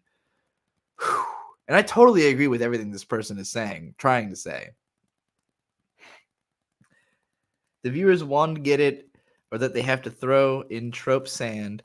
Other stuff or watchers will get bored, and instead of what could have been a much better show than most generic isekai trash that is hit or miss. That's getting a heart from me based on trope sand. It seems you put your cousin on fire, given the fact you proclaim to be a fire wizard, sir. I'm a fire witch, not a wizard. I think you know this. You're getting banned. All right, that's all the new comments. Let's go over to the We Watch Anime channel. What's going on over here? Y'all have no taste. Wrong. Okay. Well, that was the comments. Not as many as I was hoping. I still got 5 minutes till this thing. Are you ready to learn the tale of Rackets, the rail god, king of the Baldo? The Baldo? What even is the Baldo? The Baldo made me rethink. Oh, okay. It's a strange sex toy. All right. Sure. Is this something that was found in Nick's house or something? Why is he king of the Baldo? I guess I'm ready to learn. I guess I am, in fact, ready to learn. My vote didn't go through. Well, fuck you too, then, motherfucker. You son of a bitch. Okay. Somebody recommend me something, please. Tell me something to do. Pay me to do something. I'm desperate. I'm begging for cash. I'm here on hands and knees. You know why? Because I won't get paid by YouTube until the 21st of next month. So I have to make as much as I can before the start of June. Because whatever I make before June 1st, I will receive all of that money on June 22nd. And I need that to be a very large amount of money to make up for how much I didn't have in the 2 months prior. So I'm trying my goddamnedest to rake every fucking dollar that you all have out of you and make it my dollars. So that I can eat more than leftover cookies that Bird brought home from work, or Aldi salsa that doesn't have enough spice to it, or those shitty Cheetos that I've had for a while because they're not very good. Read the first page of Shimeji Simulation. Do you mean of the pre-chapter, like the pre, or the actual first chapter?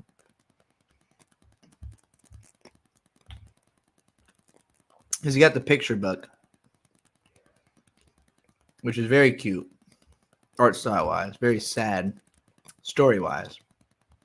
Then we got a world stretching far and wide, lying just one step beyond. Very cute. I love the wide faces. Very Hidamari sketch. I feel like this artist was an Ume Aoki fan and was like, we need to go further. We need to go further. Plenty of things happened when I was in my first year of middle school. Things that made me hate it. Ever since then, I shut myself inside my closet for 2 years. Inside it, there was nothing. It was a world comprised of nothing but myself. 2 years later, a thought occurred to me that it's about time I leave. High school, huh? I gotta take the entrance exams. The first time I saw my own face after so long, I noticed these things sprouting out of my head. I wonder if this is a metaphor or something. For something. There you go. Do a GoFundMe for what? I might eventually do a GoFundMe to stream Umineko. Yeah, this manga has been getting recommended to me pretty regularly, but to me, I know it looks cute, but it seems sad. The tone of it is very like, gloomy. That's the word I would use. It feels gloomy to me. It's hard for me to compel myself to read something gloomy. You know? What am I reading? I'm not reading Excel World. I was just checking to see what version they had. I don't remember Joshi Kohei. Every time you click on a manga at all, it will consider you as reading it. So you gotta manually remove anything you're not actually reading. Here we go. This is my real reading list. I just started Emma, but I only made it like 11 pages in. Let's read Ramen Akaneko. Let's read the latest chapter of Ramen Akaneko.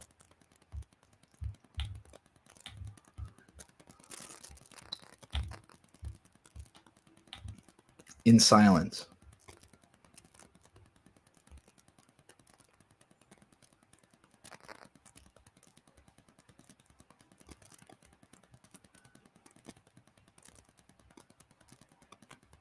Hey, what do you know? Leaf Lady just sent $30 and said, "Can you watch Is Goku a Hero by Mystere Fusion?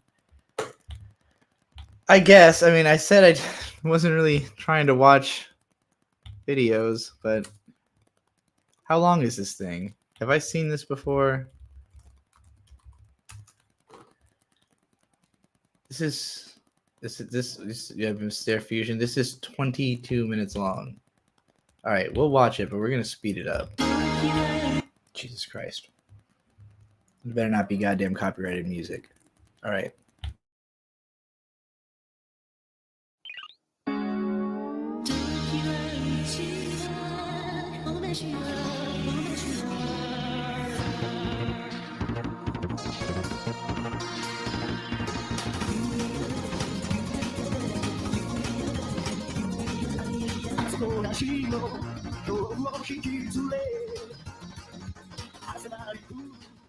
Welcome back to the first Dragon Ball dissection of 2018. So last time, Toriyama sacrificed Yamcha for a relationship between two people who had hardly interacted prior to this, and will rarely interact after this for the entire rest of the manga. But it's going to take quite a lot to diminish the goodwill of such a rousing setup. What could possibly go wrong? Piccolo fills everyone else in on the non-Trunks portions of the exposition, since Goku doesn't know what he's doing, and the Namekians apparently have super hearing. But can he tolerate whistling in this continuity? With all the dire news out of the way, the rest of the characters demand more exposition, so Goku is forced to recount how he got off of Planet Namek.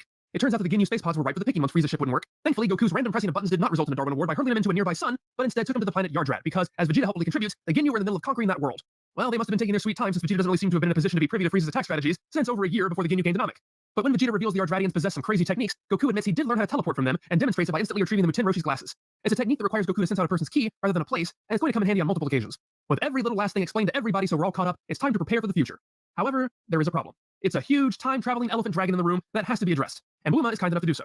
Not only do they now have knowledge of the future, they've always had access to wish-granting Dragon Balls. The combination of the two should result in the shortest story arc. I'm just marveling at how fucking good Toriyama's art. Just, it's not that it's perfectly even. It's a little odd. There's a little offness, but the lines are gorgeous. Like, just, I love the actual feeling of his lines. Like, the more you stare at it, the more you notice little things are kind of off. Like, you could tell it was drawn quickly, but just the nature of his lines in and of itself, it's good. It's good shit. Dragon Ball is ever told. All they have to do is use the Dragon Balls to find out where Dr. Gero is and stop him before he causes this untold death and destruction.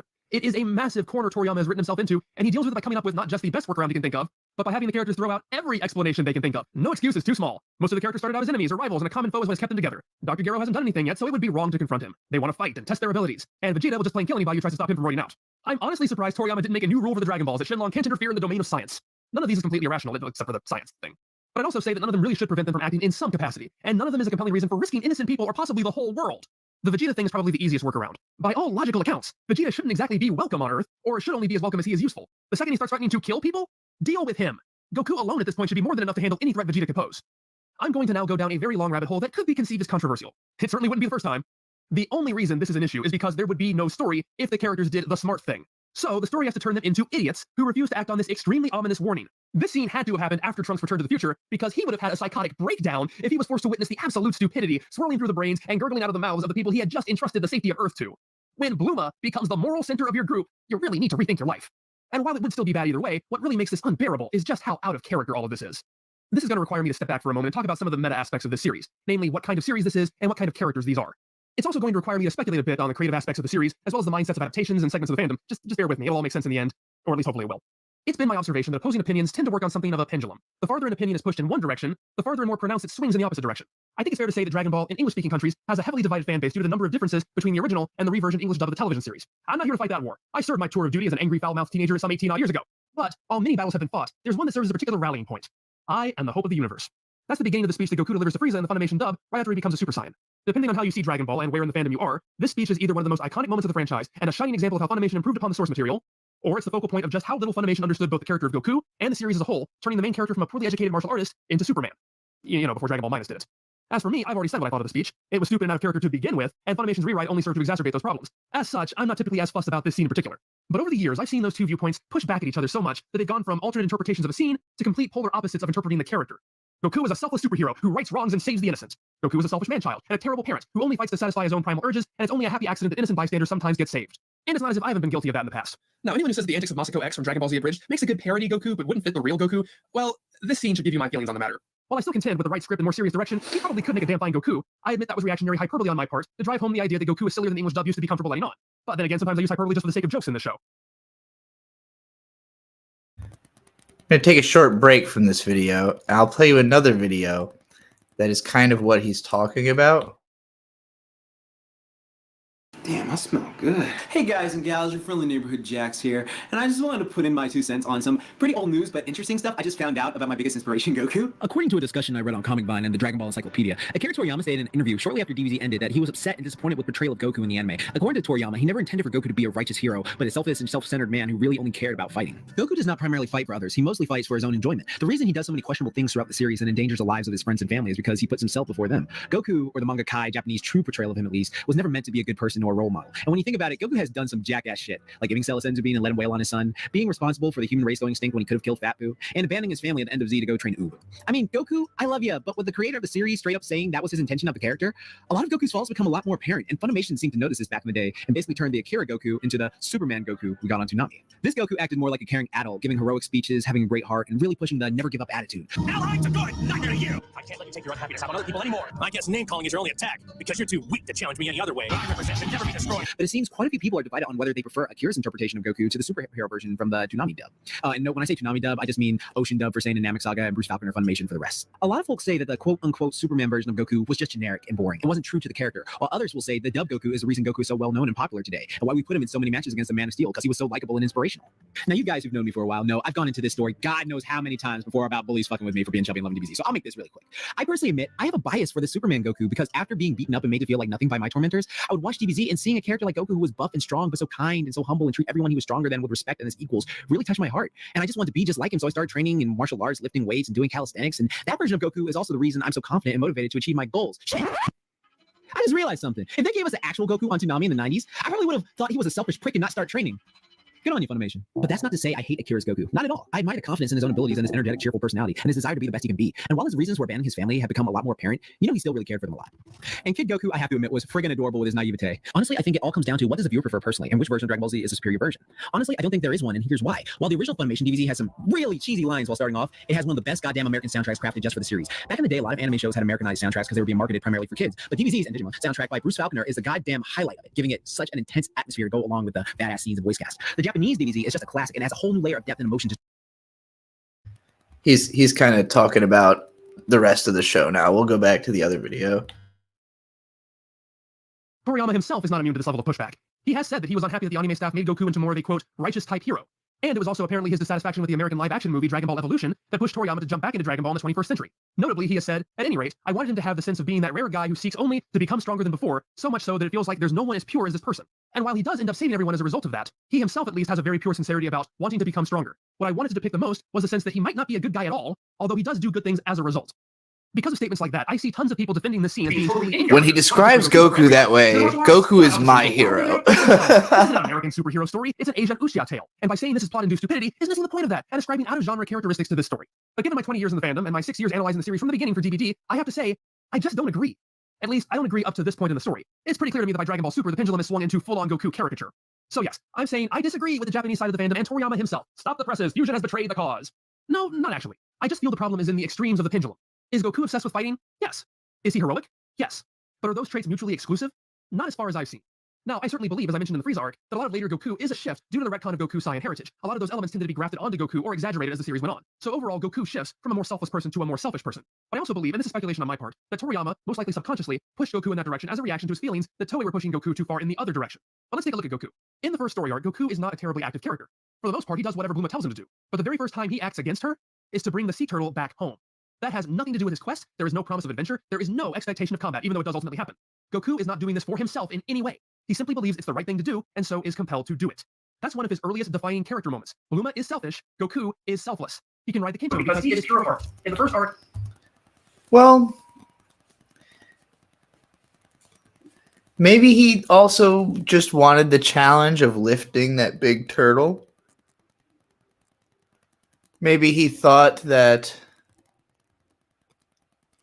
Maybe he just thinks a strong person would do that, you know? It's hard to say. It's hard to say, like, what's going through Goku's head in terms of, like, what is motivating him.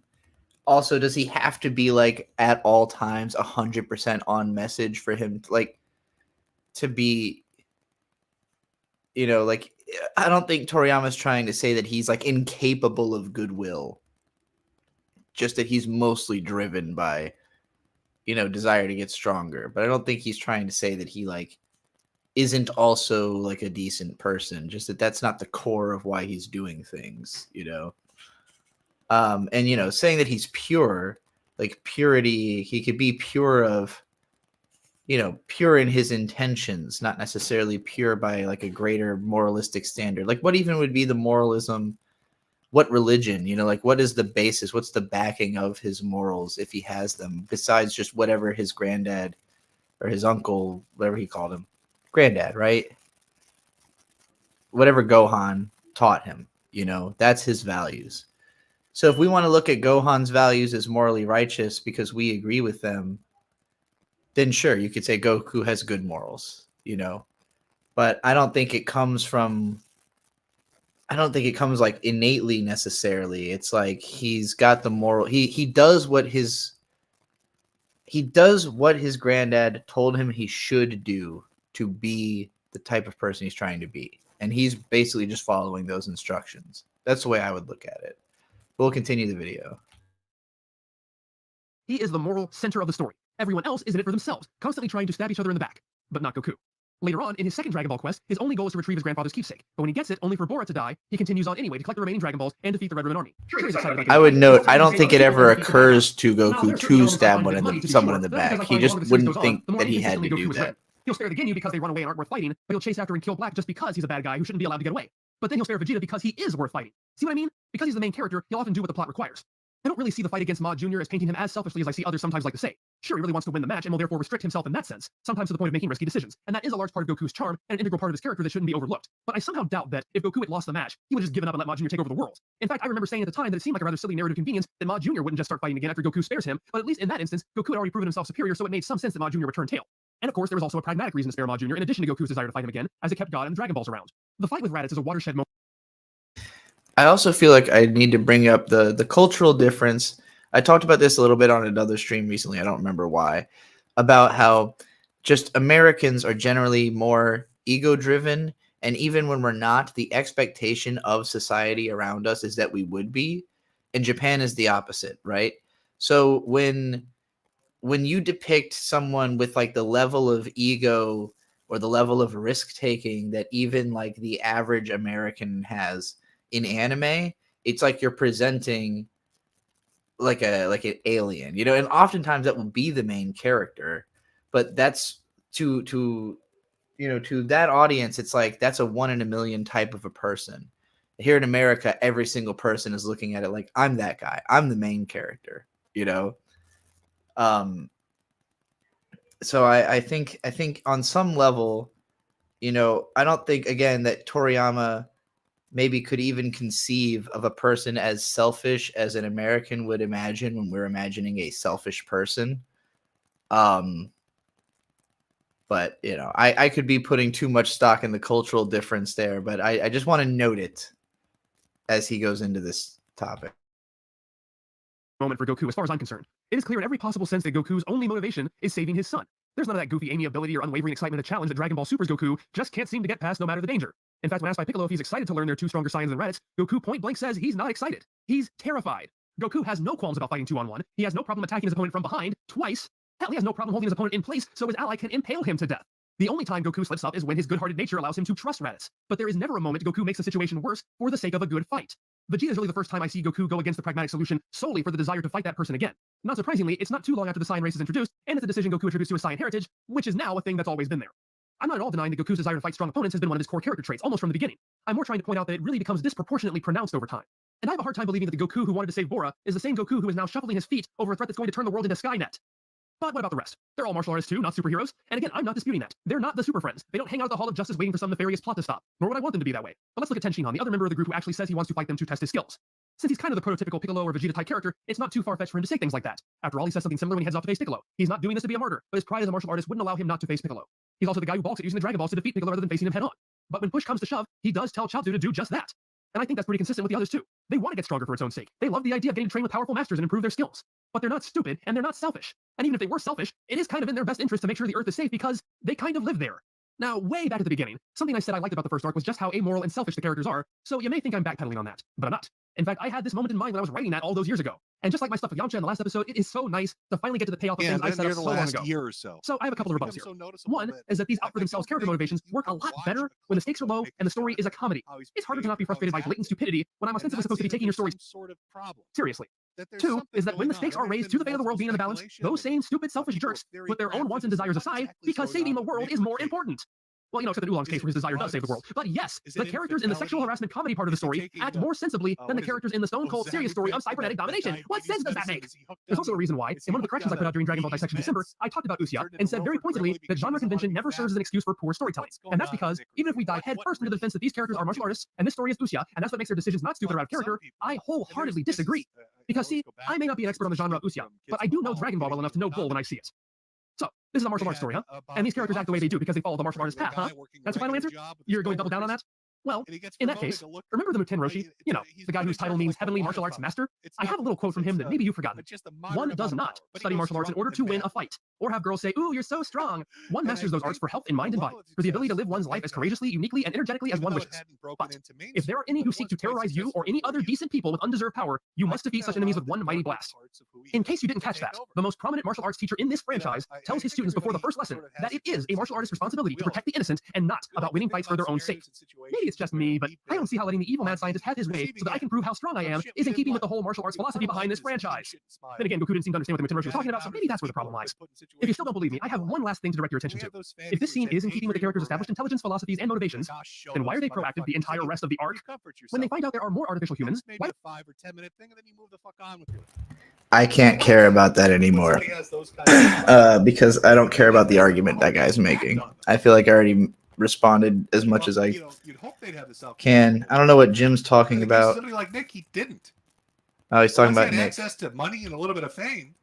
Once it got a little bit easier, once he got a little bit. I'll of interrupt fame, this those fool daydreams if became anybody I'll drink needs when I me want, I'll to do drugs talk about when I anything want, I'll else. fuck when I want, I'll say what I want, I'll do what I want. Fuck my responsibilities, fuck my lifestyle, fuck that idyllic dream that most people would really strive for, that they would want.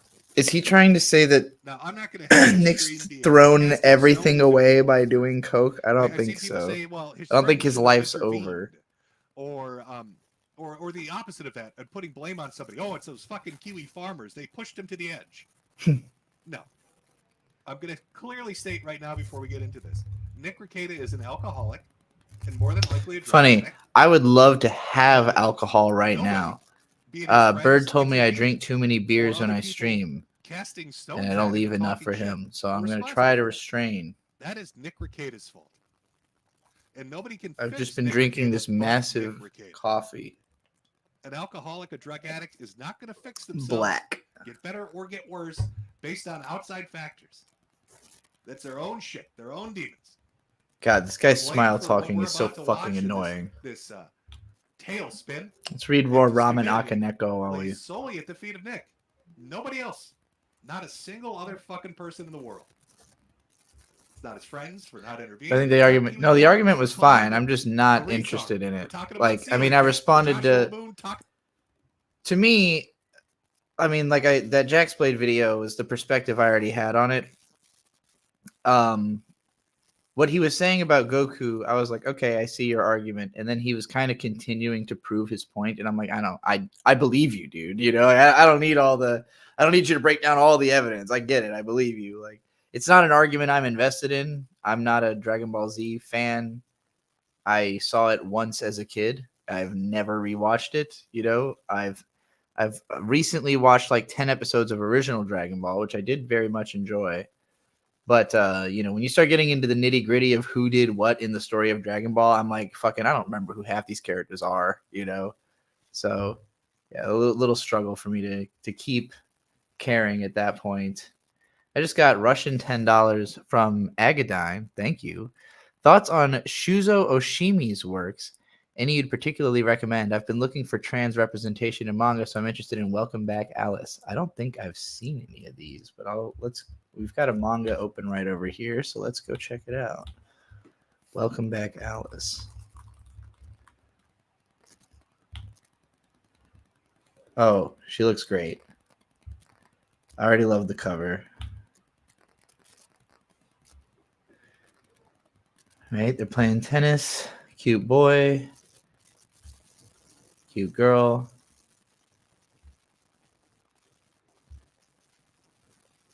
That's it for ball collection. You can do wall training now. Okay. Cute boy. Or is that the cute girl again? No, I think that's someone else, right? Maybe this is a cute girl, but, you know, doesn't know it yet or hasn't admitted it.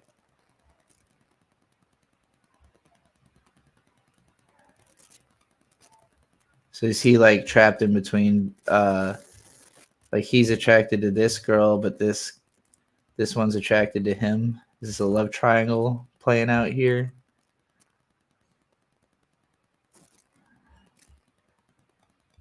Is this guy's name literally Yo? Hey, yo. He's literally say yo.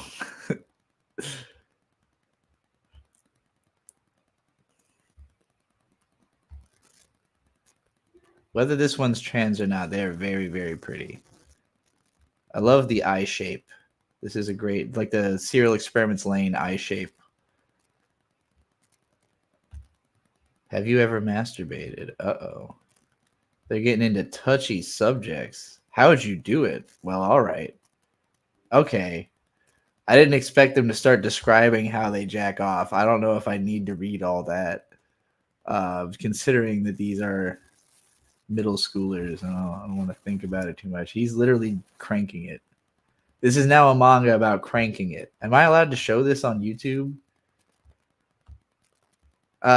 You know, when I crank it, I think about Jeremy the Quartering, of course. I only think about Jeremy the Quartering and that cum target forehead and that fuck me mouth and those raging, intense, insane eyes full of fire. You know, I thought I had piercing blue eyes, but the ravages of sun and time and psychopathy have narrowed my eyes into mere slits. We say you are what you eat, and I watch a lot of anime. But Jeremy is like an owl. He looks like Keppora Gabora. Hold on.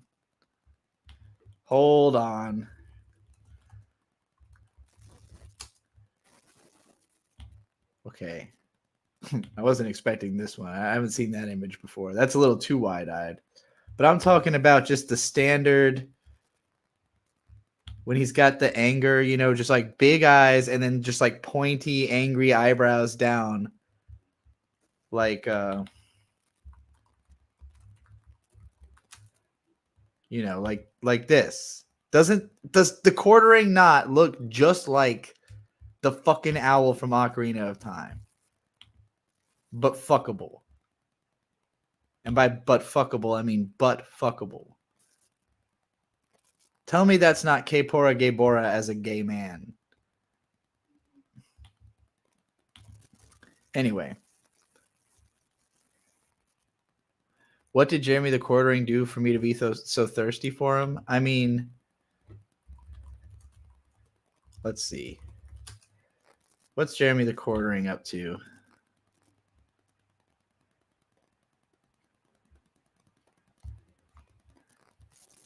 Here we go. I saw the phrase I'm looking for. Huge grifter. There we go. You know how much I love a huge grifter. Because huge grifter means big pockets. Why am I thirsty for the Quartering? Big pockets. What do you do, Quartering? What have you been up to? Woke girl boss Cracker Barrel restaurant CEO tanks entire company in one phone call. A worse Bud Light. It's a fucking light novel title, dude. Jesus Christ. Who's making it to a worse Bud Light except for me just now? How many people, if you've seen this video listed on YouTube, did you know it goes that far? Did anybody know that? Is this good meta? Should I be putting this many fucking words in my screen titles? Jesus Christ. But look at him. Look at how intense. Look at that. This is gay pornography. You cannot convince me people are watching this for any reason other than that Kepora Gebora brow. Come on. Nick Rakita faces 30 years in prison for arrest, $50,000 bail, may lose custody of kids. Uh-oh. Gen Z single mom roasted for uploading video crying making her own birthday cake. I can't even tell if that was positive or negative towards the... Oh, okay. So they're saying she's faking it, I guess. Could you imagine clicking on any of these? Could you even imagine? Walmart busted Pride items in toys section and new Pride items for enraged moms worse than Target.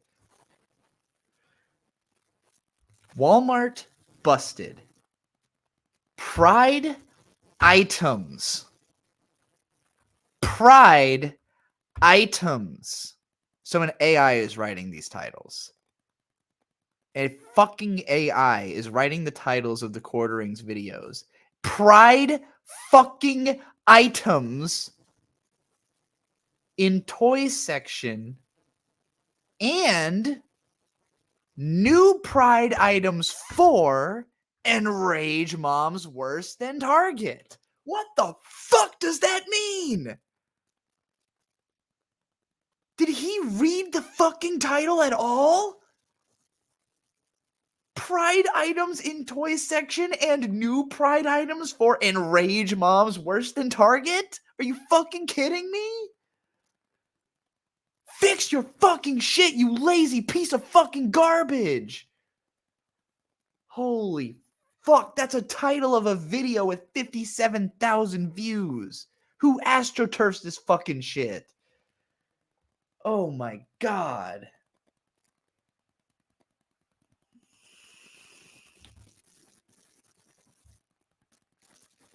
That's why I won't stop talking about how fuckable the Quartering is.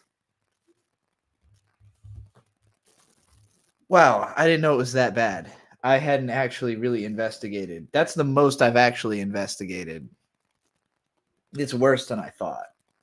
It's so much worse. It's always so much worse than I think it's going to be. He's lazier than John De La Rose and makes more money. How the fuck does that work? Good God. I feel like I had a brain aneurysm. I got to go back to this gay manga. Gay manga about teen masturbation or whatever.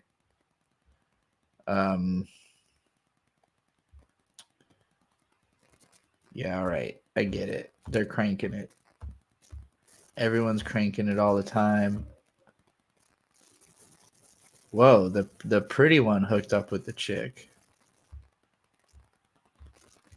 Or maybe he did it just to fuck with him. Okay, yeah, he did it just to show him that she's a loose slut and that he wouldn't be attracted to her after seeing her do that. That's pretty underhanded. Pretty manipulative. Pretty cool. Pretty based. Pretty sludge. And now they're in high school and it's post-transition. Okay. Interesting. So before transition, she traumatized her friend by making out with the girl that he liked. And then realized that that was going to make it so they could probably never be friends again. But then now that it's post-transition, let's give it another shot. See if he can tell, right? This manga is depressing. Okay, well, I give up on it then. That's it. That's all we're reading. Let's see what this idiot's up to until somebody pays me to do something again. Drug paraphernalia, but then refused to answer questions about the cocaine according to court records. Before the arrest, some online users had raised concerns over Rakita's health, this week sharing a clip of him appearing to doze off during a stream. Law enforcement noted Rakita had several injuries to his arms at the time. They described the injuries as sores that are common with controlled substance users. Rakita, who owns a law firm based in his hometown, saw his online following skyrocket. Why is his stream so impossibly loud? Including Kyle Rittenhouse trial and Johnny Depp's lawsuit against Amber Heard. He has more than 150,000 followers on Twitter and nearly 450,000 subscribers on YouTube. Makeda and his wife are Sounds like a shitty Brad Carter the way he's reading that. Friday morning. Oh, well, shit, it's Saturday, isn't it? Yes, that's come and gone. Sure. It's come and gone already. Ooh. Oh, how did it turn out, Jim? Well, we're going to find out. Quit stalling. Now, I have a surprise. I know everybody thinks that Kiwi Farms is like hot shit. Like they get all the breaking fucking 21 Savage. Oh, Joshua Moon. Oh, he's got all the breaking news. Jim beat you motherfuckers. What the I fuck? used the Freedom of Information Act. They won't let me grab them. Josh. Oh, what the fuck? I've never seen one that works like this. Oh, Daddy Jim got that body cam footage. Okay. Oh, let's watch the body cam footage. What happened at the Ricado arrest, Jim? We beat the Kiwi farmers to the good shit. Oh, here comes that body cam footage. Oh, it's so good. This is because Ricado was arrested on his way driving to his house. So score one for Jimmy. Let's take a look at how this went down with the police officers. Here is the arrest body cam footage of Nicholas Ricado.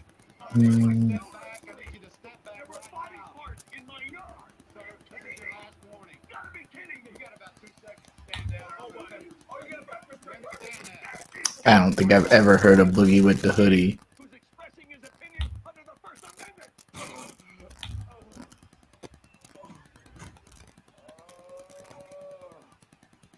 Oh my God, Jim! How did you pull that off? A lot of legal finagling.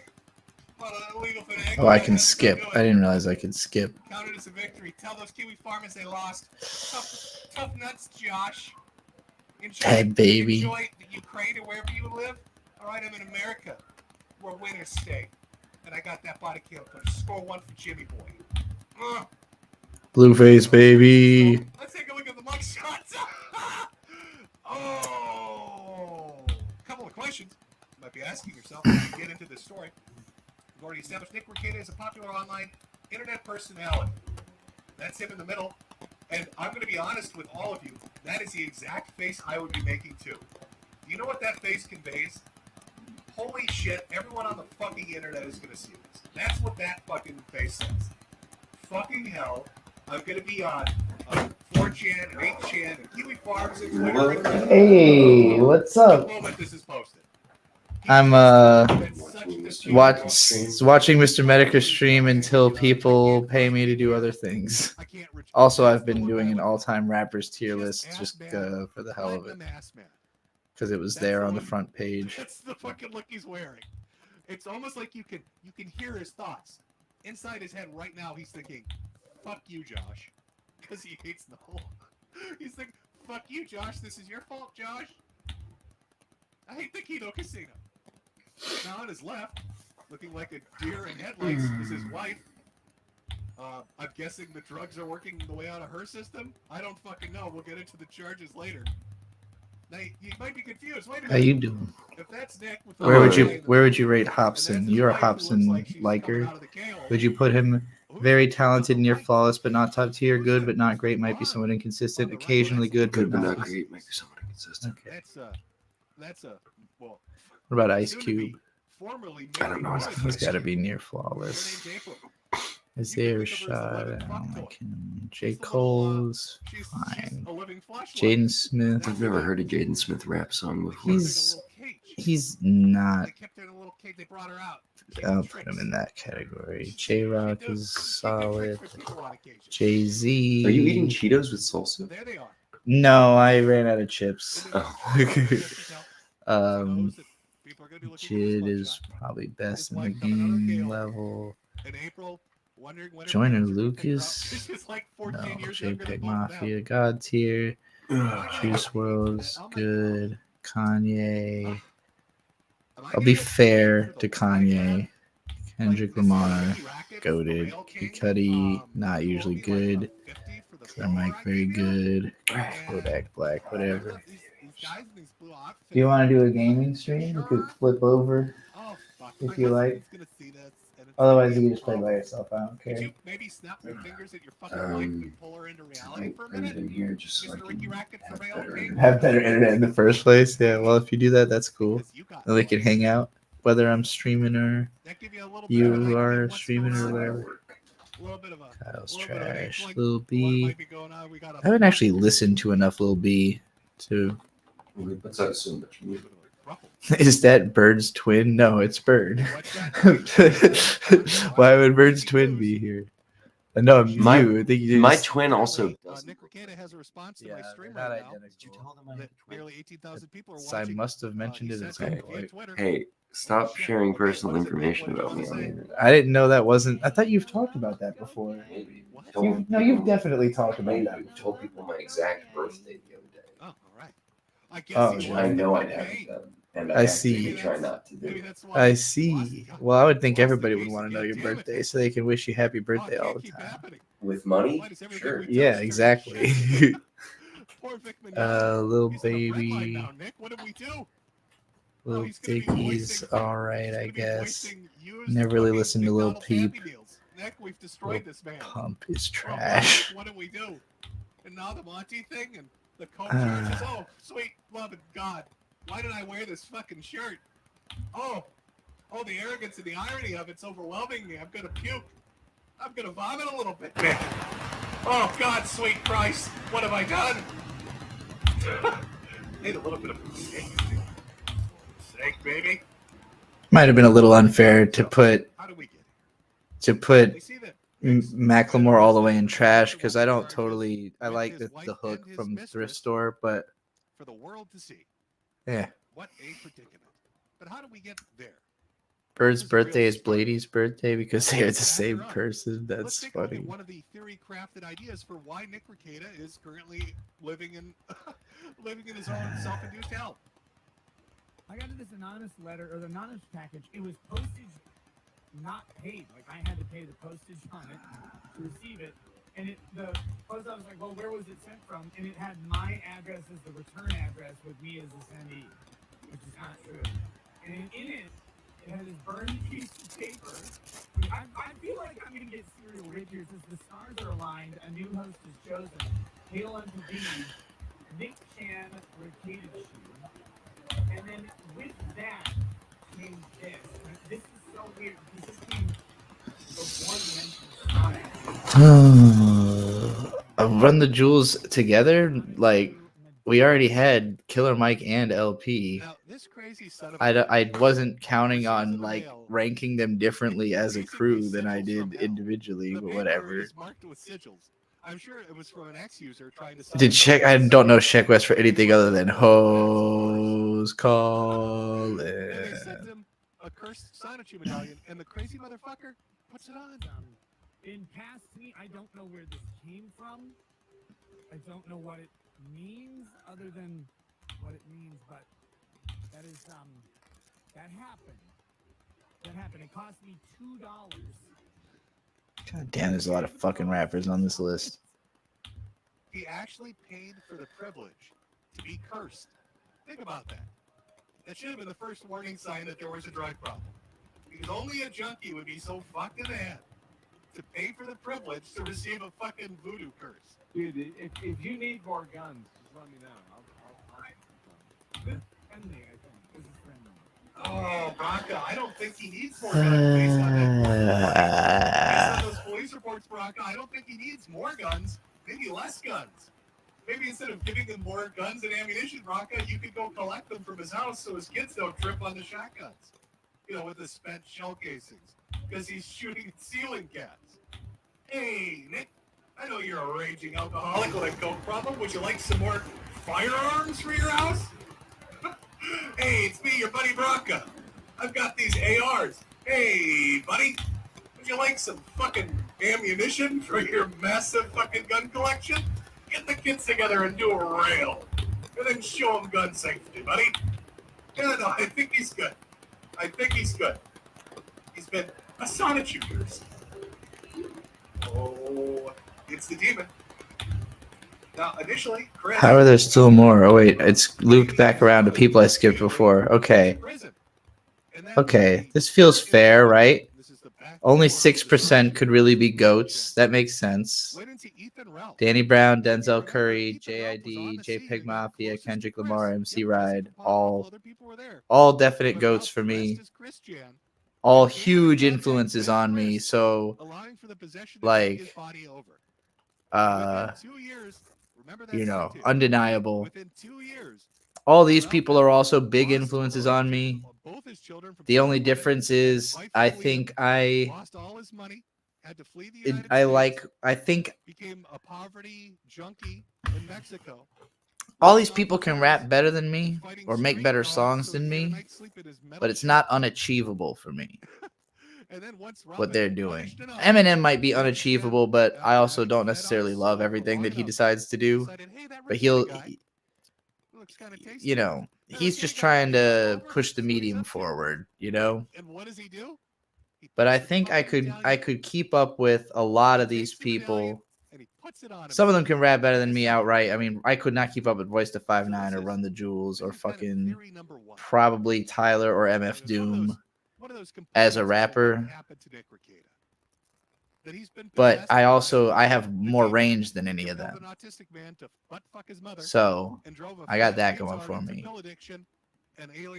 Childish Gambino, I like more as a songwriter than as a rapper specifically, or else he would be higher up on the list. And I haven't really listened to that much of some of these guys.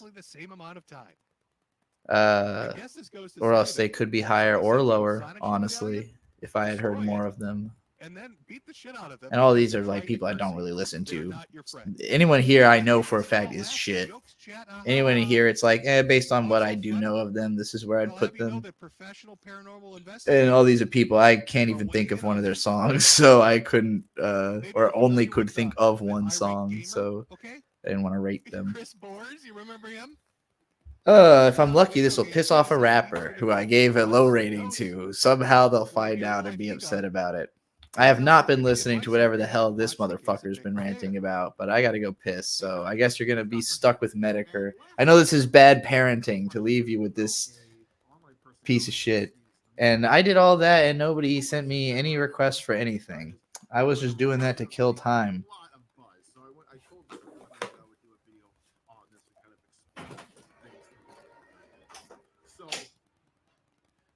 They sent me some pictures of this guy back in 2019 as compared to now. And if you see him back in 2019, he's very full. He looks full of life. He talks very well. And now his face is very gaunt in his videos. I guess he slurs his words. Now, all jokes aside, right? And I know this is funny. There's another Boars video we're gonna watch too. But he's unfamiliar with Nick. All right, Chris is off doing his own shit. He's doing ghost stuff and video game stuff. He has no idea who the fuck Nick Rekieta is. But even him, an outside observer who has no knowledge of Nick at all, looked at a picture of him from just a few years ago and compared it to what he currently looks like. And he's like, yep, that's demonic possession.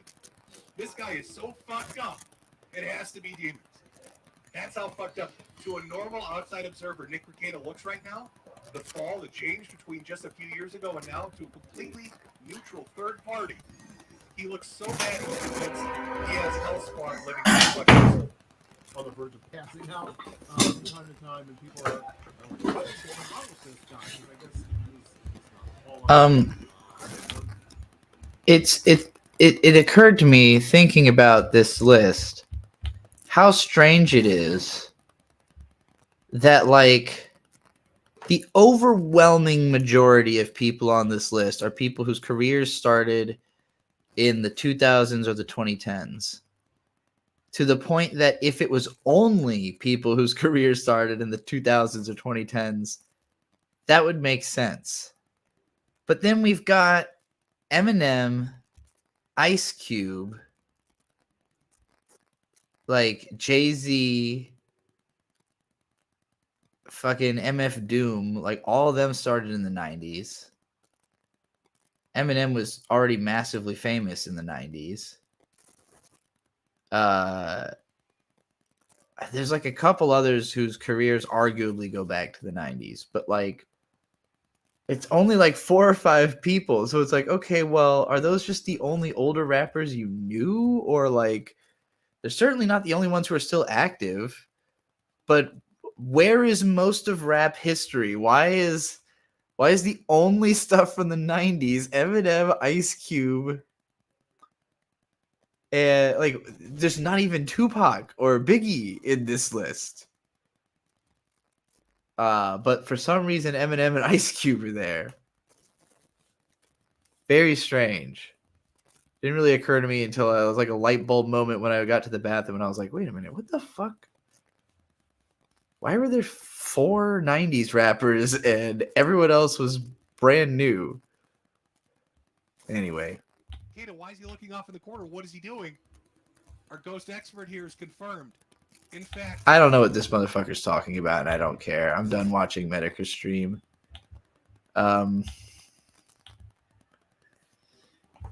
I couldn't possibly give a shit. Shane Davis, I don't care. Guargura, what's she doing? I like this outfit. I can't hear it. And they're smart.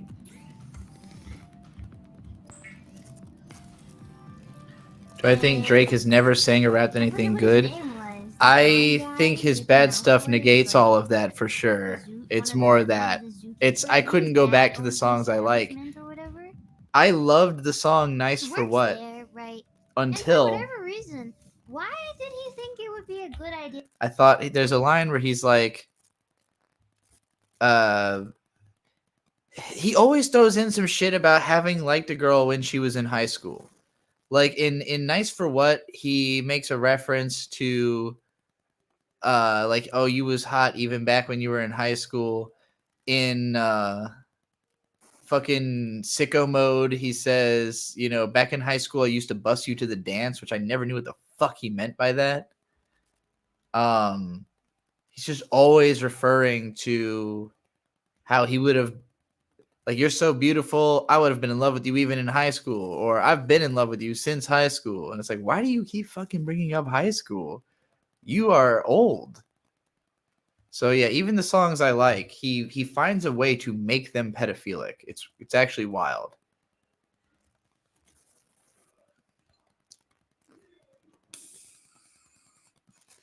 Her chat moves incomprehensibly fucking fast. Look at how quickly the goddamn super chats disappear.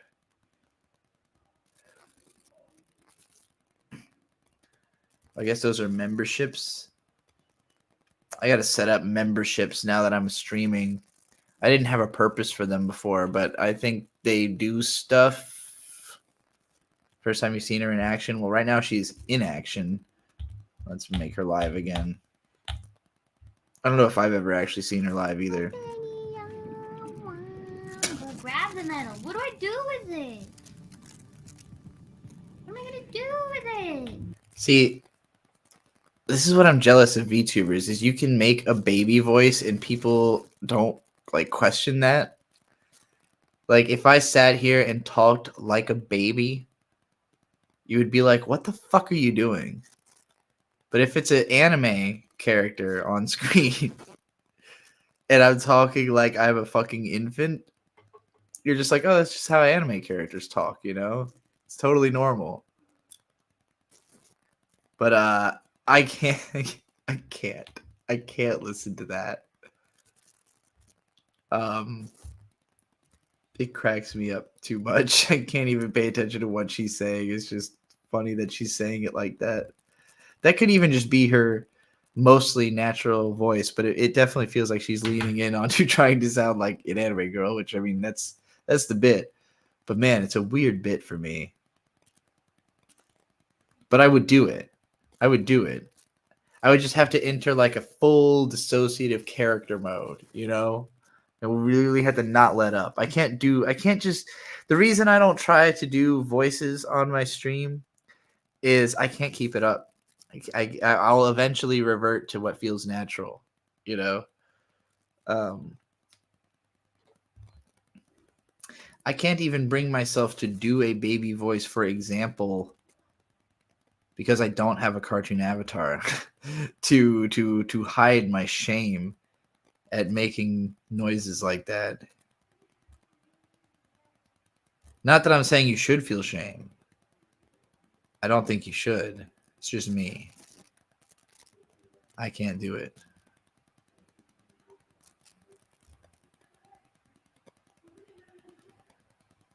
Baby Tron. Fuck the old Tron. No. Mint sings Break Stuff by Limp Bizkit. Who the hell has made Mint? She trying to get in on Mint Salads action with the Mint naming?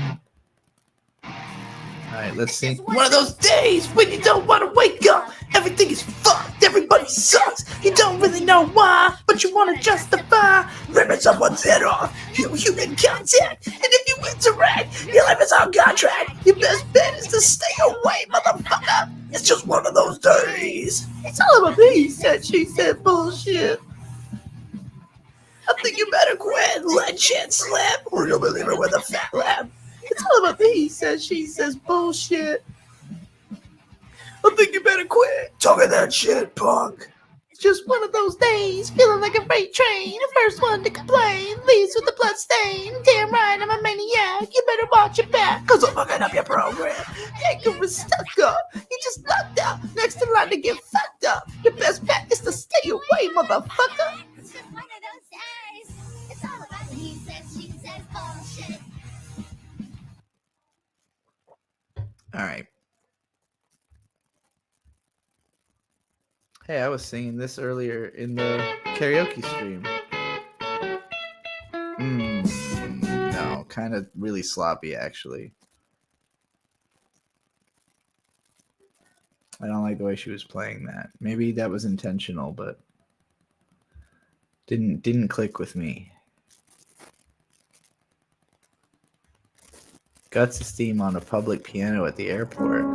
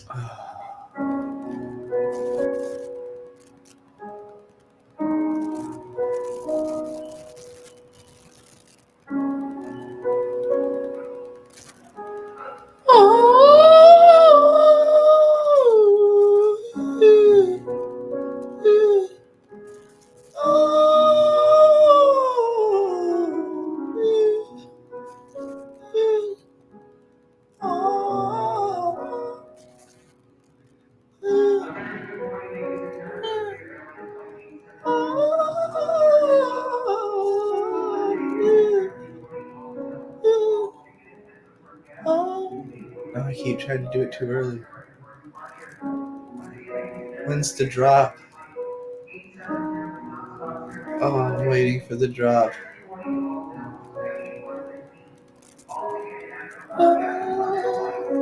I love hearing the airport chatter in the background. I would pass out to this so fucking quickly if this was happening at an airport near me.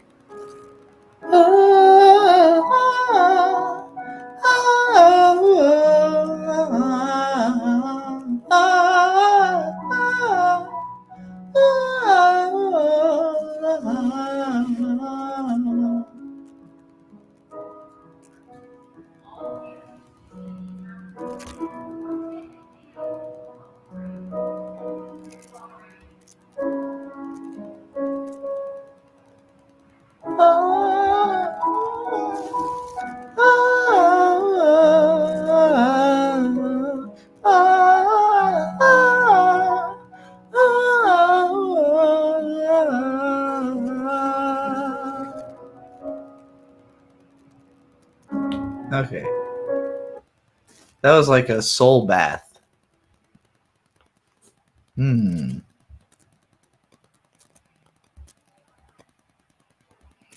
taking requests still, by the way.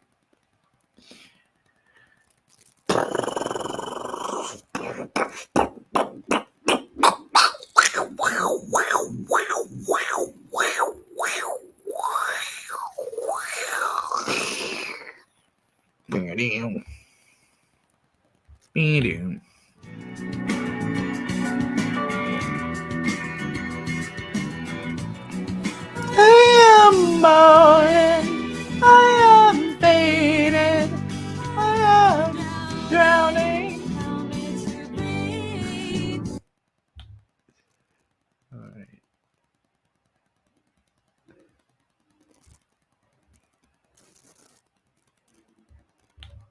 What is Night Runners?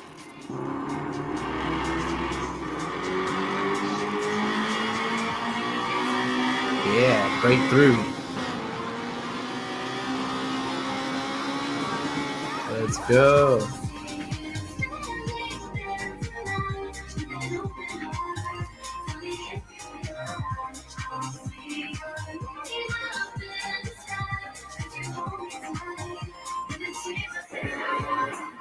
Wow, that's fantastic. What is that song? Emotion Engine. Leaf Lady with $20 says, last one for tonight. Madoka / Meiji Reko fits a tier list.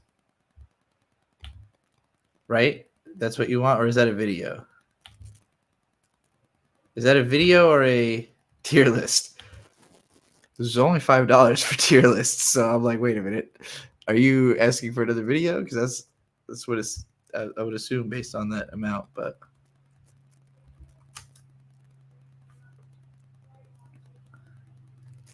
you just said yeah.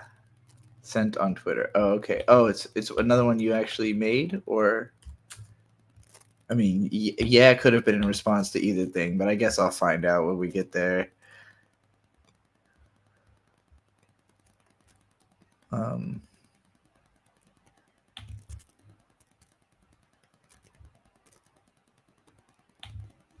Yeah, it is really weird, isn't it? How'd they do that? I would bet that too. Okay, here we go. Maggie Reko Meguka's Juggables tier list maker. Oh boy. All right. We're gonna need to zoom to be able to fucking tell what's going on here, I think. Okay. I think I can rate the outfits at this distance.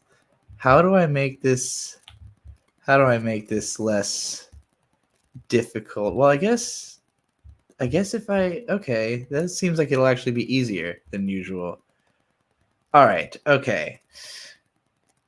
I feel like I have to form a baseline by finding an S first, so that everything else has to descend from there. Like, find the one that I think is my definitive favorite, and then we will. Oh, that one's pretty great. That one's really cute. Man, I don't recognize the vast majority of this. I only ever watched the first episode of Maggie Reko. I don't know if that's where most of these characters come from or if they're just from all over the Madoka universe. You are clearly deeply versed in Madoka. Oh my God, I love that one. And I am not very deeply versed in Madoka. I have pretty much just seen the original show and the movie, the third movie, the first episode of Magia Record, and I don't think I've read any of the manga. Is that Shinobu? Are you shitting me? Is that not Shinobu just dressed as Madoka? Who wore it better? Is that how this is? Is that the... How are there so many fucking characters? That's Nanoha. That's Nanoha, all right? Nanoha's not a Madoka. I don't believe that. Well, I guess it's every outfit every character wears, right? How can this even be fucking possible? Okay, I've seen a few S tiers, so I'm going to go through and pick out the S tiers first, all right? This one... Oh, Jesus Christ. It doesn't function, does it? Okay. This can probably work. All right, the very first one is one of my favorites. She's absolutely adorable. This actually might be my number one. I don't know if it was your number one, and that's why you put her first. She's got the little frilly Toho pants, but it's a totally different color palette from any Toho character.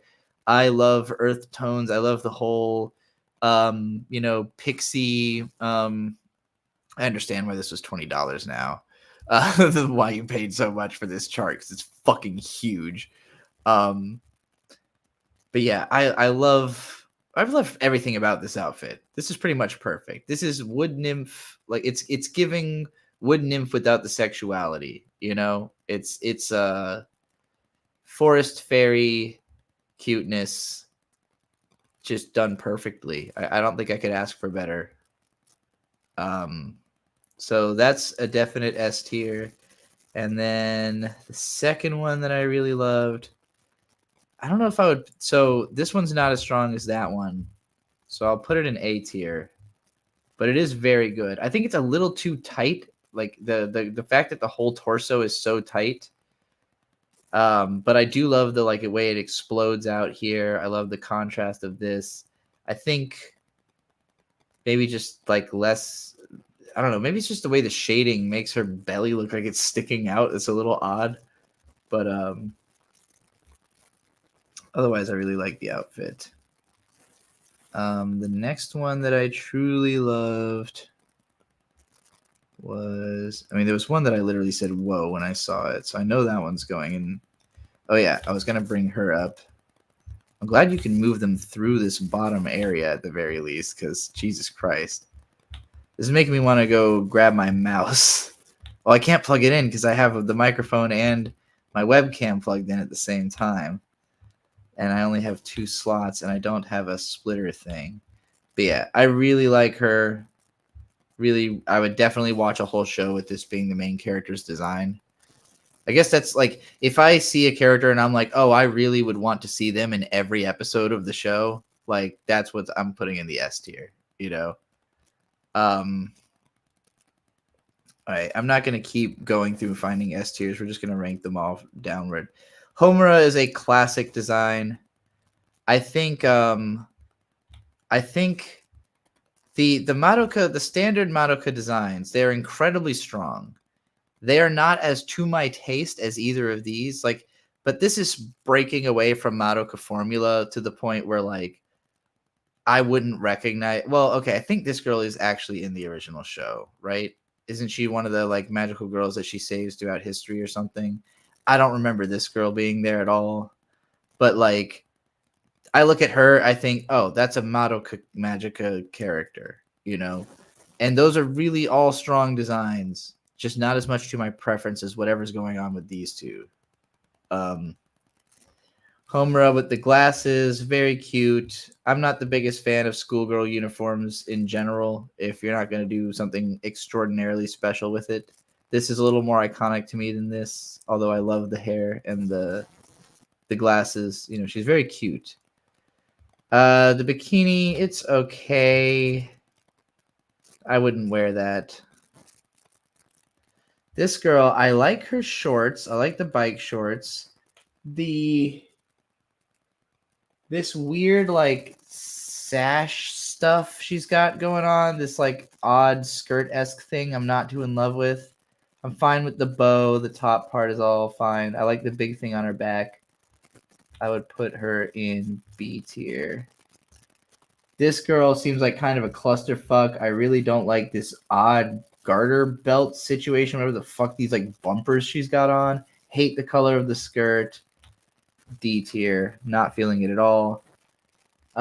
These girls just look like they're in a porn, so that's D tier. This is really unreadable. I hate these gauntlet things. Totally don't match the rest of this. This is fine. Nothing remarkable. Looks like a Toho, but with kind of a baby face. I hate this. God, I'm not a fan of random garter straps. Why garter straps and the cufflinks on the thing and then the jacket? It's just too much. Just too much. This is fine but boring. This is interesting. I feel like I appreciate what they were trying to do with this girl. I feel like they could have given her this would have been a better outfit for a girl with a bit of a longer torso. If she feels a little bit oddly proportioned because she's got a long neck and her long neck is emphasized by the short hair, and then the shortness of her torso is emphasized by the dress, but not in like a flattering way. So I feel like I like what they were trying to do, but they fucked up the execution somehow, and it's just a little lopsided. Doesn't feel right. This is kind of cool. It's a little gravure. It's not something I would imagine actually just wearing out, but as gravure outfits go, it is good. It is solid. I might even put this in A tier. If this is just something you wore for a modeling shoot, it'd be really cute. This looks pretty cool. This also very Toho vibe. I really like the sleeves. It's a little too chaotic for me to put it in A tier, but I think this is strong. This is strong stuff. This girl, I kind of don't like how the legs being two different colors, it makes it look like she's wearing like a one piece, but then you realize it's not. It's kind of awkward. Otherwise, I like it. I like the stupid crotch piece. I like the hammers. I like that she looks strong and like crazy, but I'm not a fan of the white at the bottom. So I'm going to put that in B tier. It's close to being a really strong one though. She very much looks like a card, like a character that would be on like a trading card to me. This just seems kind of boring and generic. This actually sucks. I hate the way it's riding up in the front and then different in the back. That's too much. Way too much. This seems fine, but kind of boring. She just looks like she's wearing a robe. This is just a clusterfuck of a dress. It looks probably fine, but there's too much to like focus on any one thing. Aesthetically cool, but too complicated. I can't tell what the fuck. No, absolutely not. No, that looks terrible. This is fine, but generic. This is, God, it's almost works, but it doesn't. I don't like the straps on the legs and all that. It's weird. Too many colors for, if you're going for monochrome, you can't throw in this gray. That's just not great. Trixie, not a fan of garters. No, not at all. This is very generic, like sexy fantasy character. It's not the worst. You know what? This one's pretty cute. This is something I could see myself wearing. So I'm going to put it in B tier. It's not like iconic, but this is like a strong side character outfit, you know? This is like, oh, I hope that girl shows up again. She was kind of cute, like that kind of vibe. And now we've got fucking Nanoha characters in here for some reason. Is this, it's not Fate, right? Because Fate has different eye colors, doesn't she? Who is this? I mean, it's a cool outfit. She looks badass. She looks like a knight or something. I'm not even sure who this character is. But I'll give her A tier. That's a cool design. Almost S tier. Not quite as well. I don't know. Actually, I might give her S tier. My mom is talking to cats loudly in the background, and if you're wondering. This is fucking adorable. This purple girl is fucking adorable. I really like her. Would definitely watch a show with her as a main character in it. That is Fate from the Detonation movie. Okay. I thought she had different colored eyes for some reason. Oh, no, I'm thinking of Vivio, I guess. Fate doesn't have different colored eyes. This outfit's too bright and garish. I don't like it. This looks like a Made in Abyss girl. This is, you know what? Like, even though she kind of looks like something out of, Is It Wrong to Pick Up Girls in a Dungeon or like a generic light novel, I think they did it better than most of those do. So I'm going to put her in B tier. She's pretty cute. That's Mayoi. That's definitely just Mayoi. What are the rules of this? Majireko Meguka's Juggables. What is Juggables? This outfit's fine. It's cute. I'll put it in B tier. It's better than the generic ones. This outfit is shit. This one's unremarkable. Very RPG. This I hate. I can't really see this girl's outfit that well. She kind of looks like she's just like Megumin, though. Put her in C tier. This girl's got cyber hands. That's cool.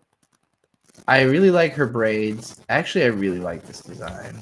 That one's going in at least A tier. Possibly, I think that's going in S tier. I kind of want to watch a show with that girl. All of these, this is like a strong anime cast right here. This makes me feel like, damn, I'd watch the shit out of this, you know? For sure. This girl's pretty cute. I would put this in maybe A tier, actually. Because like if I saw somebody wearing this in real life, I'd be like, that's a fucking cool outfit, you know? This is very Toho. Very Flander Scarlet. Not as strong as Flander, but it is really good. I actually really like that. Little chaotic, but it kind of pulls it off. Hey, what's up, Hamburger Man? I got paid to rank this massive number of Madoka and lyrical Nanoha characters. It's it's up there. It's up on the little desk table thing on the edge of it. Is this mommy? Yeah, mommy looking like a mommy. I kind of hate this. It's giving goddess, and it's too much. The titties, the too much titty. She looks like what's her name, Guinevere from fucking Dark Souls. This looks really boring. This is too much. Too much crotch. All I can see is crotch. This outfit is pretty okay. A little bit generic. These are just Miko outfits. Nothing seemingly special about them. Can't really tell anything about these outfits. This looks awful. She looks like she has a dick in her pants. She looks like there's bulge. I don't know what it is about this image, but I'm seeing bulge. She gotta get some compression pants. This looks fucking terrible. This is actually pretty cute. This is actually the way to do this right. Like garters, when they're going up to like such a slim underwear or whatever the fuck you would call it, bottom, I guess. I like the onesie. Her tits actually look right. I really love the sleeves. The sleeves are what kick it up to A tier. This is the only time that the garters have worked on this whole list so far, in my opinion. Okay. This is actually pretty cool. I like this whole translucent look. It's kind of ghostly. Very cool. Very interesting also. Very different. This is pretty neat. As far as like ostentatious, regal, ridiculous outfits go, I've never seen anything quite like that, so I like it. This looks shitty. Hey, it's regular ass old Madoka Magica herself. Very strong design. I think I would put her in the S tier. She is a iconic main magical girl design. You know, like it's hard to pull off just doing frilly pink magical girl and making it unique enough that it still stands out, but like Madoka's instantly recognizable. So I would say that it's an S tier magical girl design. And here she is in a generic yukata that I don't care about. This design is terrible. This is terrible. This is terrible. This is terrible. This is mid. but Princess Knight did it better. This is terrible. I can barely tell this girl's outfit. What the fuck is this look? This could be modified into something that works, but it's terrible. This is kind of cute. It's a little too cosplay, I think, but I'll take it. It's better than the last few. This one, her pose is really weird. I don't like this pose. I don't like the big brown heart on her chest or whatever that is. Otherwise, this would have been strong. Like, I'll put it in C tier. It's close to being okay, but it's just a little too much. Also, this weird, like, rim around, like this, whatever this line is through the skirt, I hate that. Kind of a shitty looking battle maid. What is up with the big collar? I'm afraid that's trash. This is just a girl in a big hood. That's fine. She's fine. Kind of looks like the main character from Dead Mount Deathplay when he was a kid. How many are there? There's a lot, but we're at least halfway, I think. We've got a ways to go. But I was paid $20, so this could take an hour and I would still be being paid $20 an hour to do this, which is a pretty good rate to judge costumes, which is pretty fun. This is good practice also for when I finally do the Cardcaptor Sakura outfits ranking. I don't know if somebody's already made one of those yet, or if I'm going to have to do it myself, but this is the format I plan to do for that. This looks kind of generic, but cute. I don't dislike it, so I'll put it in C tier. This actually is pretty cute. This is a good dress. If I had tits like her, I would wear that. Or when I have tits like her, I will wear that. Let's frame it that way. Actually, I'll put that in A tier. That's a really cute dress.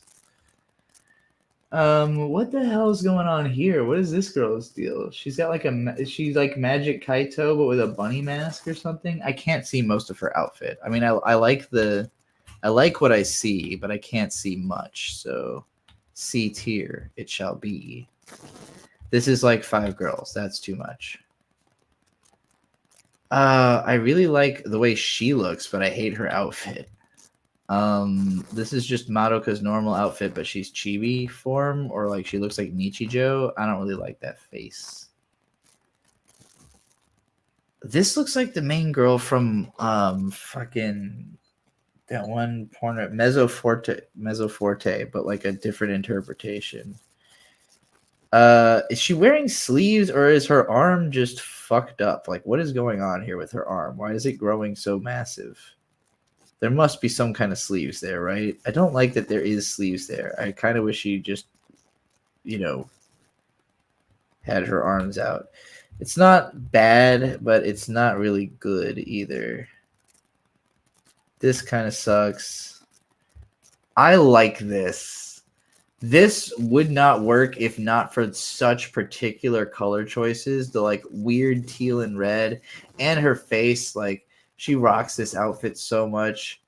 It's reasonable. It could exist in real life. It's something I could imagine wearing. So this one for me is S tier. I love it. I love that outfit.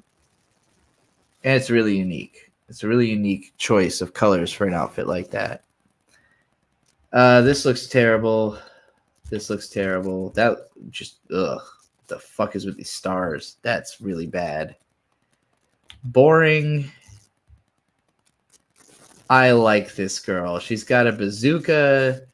She looks kind of like a knight, but toned down, like an up close and quarter, like, you know, close quarters knight combat, but with a bazooka. It's absurd. There's something odd. There's something odd and absurd about that design that I really appreciate. So that's going in B tier. This girl looks pretty cute. I like her megaphone. I like that she looks agile. This is another outfit I could see myself actually wearing. So she's also going in B tier. Sayaka always kind of had my least favorite outfit out of the main girls, I think. I'm not in love with her top or the skirt. Just this combo doesn't quite click for me. I'll still put her in B tier. I still think it's sort of an well, I don't know. I don't like her as much as the guys I have in B tier. So I'm afraid I'm going to have to go to C tier for Sayaka's basic outfit. It's really not my favorite. I like this more. Actually, I love this kimono. I'd wear the shit out of that. That's going all the way up in A tier. These are both of these are like outfits that I'm just like, if I saw that in a store, I'd want to own it, you know. In her case, it looks like it has sleeves, but it's just got a large boob window, so I'd probably want to be able to fill that out, you know, if I was going to wear that. But this would be flat as a fucking board and wear this kimono. Would definitely wear that. This looks cool. She looks kind of like Shiki, Ryogi Shiki, but with a little bit more like action going on, you know, a little more purpose. So I'd give her a B. This is a weird outfit. I don't hate it. I don't love it. I'm gonna put it in the C tier. It's a little basic. This looks shitty. This looks generic, but fine. We'll put it in C tier. It's getting hard to get to the C tier.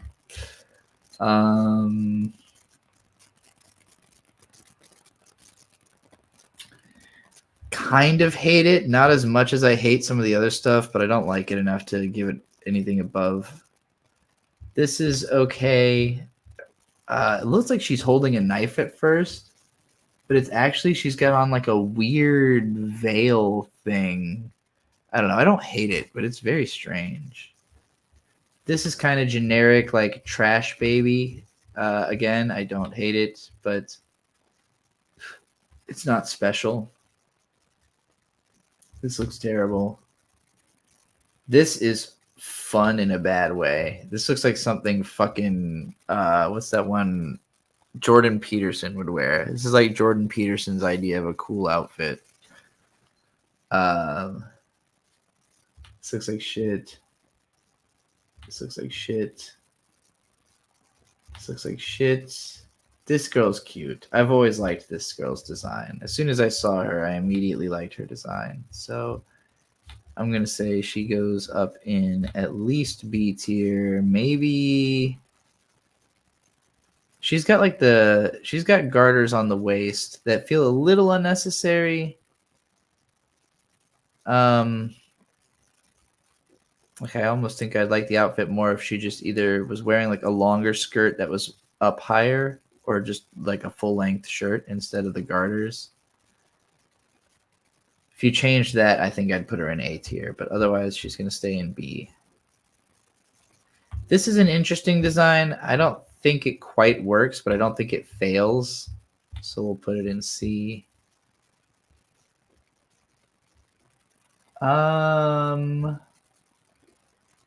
This is okay.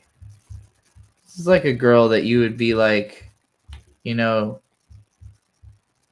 like she's hot, so she can pull off whatever she's wearing, but it's not the greatest outfit. This is trash. This is trash. I can't tell what the fuck's happening here. It looks pretty generic. This looks like a VTuber. I don't like the clash of colors there. This girl's kind of cute. This is another like good use of trash baby. I also really like her little dragon wings. I like her expression and her hair. So she's going to go much higher up. I like her more than these ones. I like her more than these ones. I think she's going all the way in A tier. She's her like this girl. These are both good examples. As if you're going to do like a goth kind of threatening look, this is the way to do it. A lot of them have done it really poorly throughout this. Shinobu looks fucking terrible in this outfit. Not a fan. Would not have put her in that. Would not have done that crossover. I just don't like this art style. These outfits are pretty cute. This is definitely more of like a gravure idol, you know, like magazine, borderline pornography kind of a look, but it's cute. I get a B. These are bad. This is bad. This is interesting. I don't love it because it looks like it's made of metal or something. Like, it's also weird that there's just like holes in the skirt. Like, what for what purpose does this serve? So yeah, it's going in C tier. I really hate these on the legs. This is actually so garish it comes around to being cool. This is Clusterpunk right here. This is the one time they managed to go so far that it came all the way back around and kind of really rules. So I think I'm going to actually S tier. That's an S tier outfit. That is, if you're going to do a clusterfuck design, it's about like keeping, it's a whole lot of things all done subtly at once, but no one thing overpowering the mix, and it all works together well. It's actually pretty amazing. The more I stare at it, the more I'm like, yeah, I don't see a major flaw in spite of how much is going on. This is pretty neat. I guess she's holding open a fan. She's a little underdressed. I don't think the pose feels confident enough for this outfit, but the outfit itself is fine. So we'll put that in B tier because I do think the fan looks really cool. I like the overall vibe of the photo too, despite the pose not being great. Okay, this is a crazy looking shot, but I know this is one of our main characters. So I know what her outfit looks like, and I think it's one of the better looking outfits. I don't think it's quite as iconic or striking as Madoka or Homura, but I do think it's very good. I think it stands at least in B tier. Definitely better than Sayaka. Here she is in a bikini with like a weird looking soccer ball or something. I don't know. I don't like this bikini. This is terrible. This is okay. I don't really like the cut-ins on the legs because it feels pointless. And it's a weird place to choose to show skin because it draws a lot of attention away from like everything else good about the outfit. Otherwise, it would be pretty solid. It could have been a B, but I didn't like the cutouts. This is cute. This is generic but cute. I could imagine this is another thing I could imagine just seeing existing outside of it being a drawing. I'll put that in B tier. I like it actually. This is funky. This is real funky. Overblown, ridiculous Dracula coat, lime green, big puffy pants, and then the pink-haired bob. I think this could have worked without the hair. I think the hair really throws this off. It's almost like a so kooky it works. I could have been B tier, but the hair really, really fucked it up. This appears to be fucking what's her name from Bakemonogatari, but she's wearing like one of the other characters' outfits. I hate the pose. I don't like the way this outfit looks on her. Like the outfit itself is fine. It looks terrible on her. Wow. This is the worst thing I've ever seen Senjo Gahara wear. That's sad. This outfit is like totally unremarkable. There's nothing specifically wrong with it, but there's nothing specifically right with it either. This sucks. I really like the color palette. The actual design feels pretty generic, and it's very much in that cosplay zone that I'm not as big of a fan of as something that looks more natural, but I think it's right up here with this girl in terms of like, okay, that's a cute outfit though, and you pull it off. So it's overall good. This looks terrible. Iconic, classic Nanoha battle outfit. I think Nanoha has some of the strongest outfit designs in Magical Girls. You know, I think Symphogear never captured this magic. definite S tier. Just look at these two next to each other. This is who I want going into battle for me. This is who I want protecting my universe. These two fucking Valkyries right here. All right. This girl in this outfit, I don't love it. I don't hate it. I don't love it. It's fine. It's C tier. This is actually a pretty decent bikini. This is the first bikini I have liked that I've seen. The bottom is really cute. The top is fine. It carries a little high, but I like seeing that long torso as a long torsoed person myself. So I think that might be an A tier bikini. I think she's rocking it. She's doing it. This is really cute. This is actually super fucking adorable. I don't think it's iconic enough to put in the S tier, but I will definitely give this an A tier. She looks like a little doll. You know, I don't think I'm small enough to pull off this look, but actually, no, S tier. I love it. I love this outfit. This is so cute. I had to put it right up to the top. I instinctively threw it up to the top the more I looked at it. This looks terrible. This looks fine. It's weirdly like a pink, like, Crusader outfit almost. It's okay. It's a little strange. This is fine. Definitely generic, but surprisingly works. I feel like this works because of who's wearing it. Like the fact that she's got her hair tied up in this long ponytail, and she's got like the long sword, or whatever you call it, halberd, and the long sleeves, like sort of in the same category as these two, as like strong action girl design. It's not about how cool or cute the outfit is. It's about like practical while also looking cool, feeling practical and looking cool. Maybe not being practical, but having elements of practicality that make it cool. This is just funny, like seeing like a generic knight character with a big sword, but it's a cute girl with a basic face.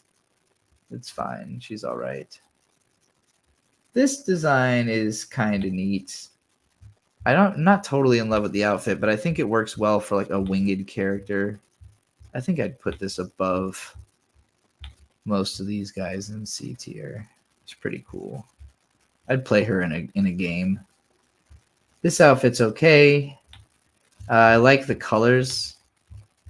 The design of it is fine. Yeah, I'll stick it in there. This is an interesting dress. I like the big yellow bow. I feel like it offsets how ridiculous everything underneath it is. So that's going to go... Do I want that in B tier? Yeah, we'll put that in B tier. I'm imagining seeing this in real life, and I think I'd be pretty happy about that. Happy about seeing that bow. This is like kind of ugly, but not ugly enough to be D tier ugly. Actually, this girl needs to go higher up than C tier. I do like that outfit. Here we have Mommy, one of the classic iconic outfits from the show. I definitely think this is the strongest of the main girls. And I don't think it would have worked for anyone else, because like the garter belt gives her, the garter belt and the fact that she has big tits gives her this sense of maturity. Like she's the big sis of the group. There's like a little bit of a sexiness to it, but also like a regal. It feels classic, and old school, but also new. I definitely think this captures the overall aesthetic of Madoka perfectly. Like I don't think you would get the vibe of Madoka without her design. Like between Madoka, Homura, and Mommy is probably the biggest contributions to the overall feel of the show in terms of design. And the way they all are very different from one another. Whereas Kyoko and Sayaka, I feel like their designs, they're also very different and they're also interesting, but they don't quite define the feel the way that these three do. Just made them the more popular cosplays as well, you know. And then here's Mommy in like a slutty Princess Leia outfit, once again looking too much like Guinevere from Dark Souls. I don't know who the fuck these kids are. I think their outfits are pretty cool. Actually, I really like the pants. That's gonna get this really high marks because once I realized that those were pants and not like a suitcase sitting next to them, I was like, oh, those pants are fucking swagged out. So they're definitely going in A tier. Yeah, I think A tier is appropriate. Very swagged out pants. What the oh, it's a scarf. Okay. I don't like how the scarf clashes with the undershirt, but otherwise it's a cute outfit. Like without the scarf or with a different scarf, that would be a really cute thing to be wearing. And the other girl's wearing a pretty cute thing. So we'll leave that in C tier. It almost works. This, I just don't like the look of this image. Goddess Madoka is definitely iconic. Definitely S tier. One of the strongest. The fact that they were able to even come up with a design that felt graduated from the original design and felt like it earned. This design alone communicates like the emotional gravity of what Madoka has become by the end, I think. Very, very solid. Very cool. This is barely not terrible. I'm just going to put it in terrible so I don't have to drag it all the way up. Same with that. These are like mid. Well, I think I already talked about this girl. So is it just her? Mid, but again, I don't want to scroll all the way up. Hayate. Hayate is pretty good. This outfit, probably not her greatest outfit that she ever wears. Definitely not on the level of Nanoha or Fate. We'll put her in B tier. Then we've got, this is pretty cute. This is an interesting outfit, actually. Yeah, I like this. Very unique. We'll put that in A tier. Not iconic, but very unique and very cool. Love her hair too. This outfit is fine. C tier. Nothing super remarkable. Nothing upsetting. The more I look at that scarf, the more I want to drop them down. But I just got to remind myself that the scarf's just the scarf. This is pretty cool. I really like the color effect going on here. Could use a better pose to understand like the full outfit better. But I would say this is strong. This is definitely strong. So we're putting this one up in, yeah, we'll say B tier. This outfit's fine. The fact that she looks like a sword girl, the skirt kind of feels like this would just be in the way, like this extra frill. Like this might as well just be tight pants, but that probably wouldn't be as cute. She's okay. This is just kind of generic. It's fine. C tier. I like it a little too much to leave it in the bottom like the other ones I just kind of left in the bottom. This is dog shit. This is dog shit. This is dog shit. And this is mid. This is just very generic magical girl. Like if you told me that this was like the one thief girl or whatever, I would just believe you. Oh my god, we did it. So we've got a big block of D tier, solid block of C tier, and then the B tier designs. I like all of these. None of these I would be disappointed to see in a show. I'd be like, that's a pretty cool character. She's cute. These ones, I'm like, I would wear that. I would watch that character in a show. This one's almost S tier, actually. The pants are so fucking fly. Like I think these two look cooler than everyone else in this block. So I might have to graduate them up. And I think I'll graduate Homura up too. She's pretty iconic. You know, even if it's not my favorite, she deserves better than to be in this line, I think. These are all just top tier. Any of these designs, I'd be like, fuck. I want to see more of that. I want to see more of that show. This one, actually, you know what? She goes down in A tier. She's not quite as cool as the others. I like the robot hands. The outfit itself is not as cool. But these are all just awesome outfits. We did it, Leaf Blady. We did it. Leaf Blady bankrolled the majority of this stream so far. Does anybody else want to bankroll me to continue this? There's only 12 people left. I don't know if anybody's got any money. This is a shakedown.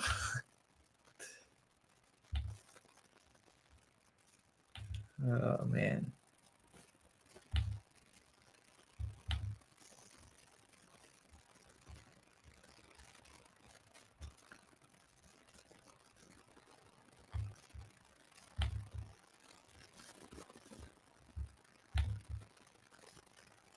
I don't know what this person is saying, but Annabelle is that like movie about the haunted toy, right?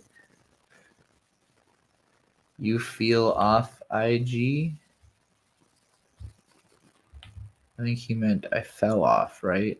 Oh, his name is Dyslexia, though. That's kind of funny. Blocking him anyway. Send it to Dick.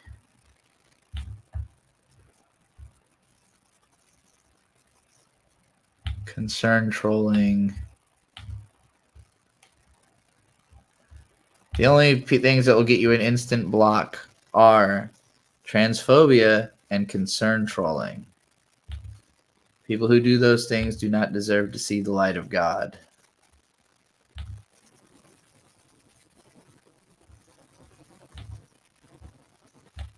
Let me drag this out of here so I can look at my DMs in private.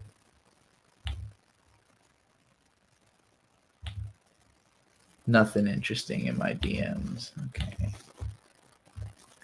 Here's a chicken Alfredo. Send me the medallion. I am not afraid.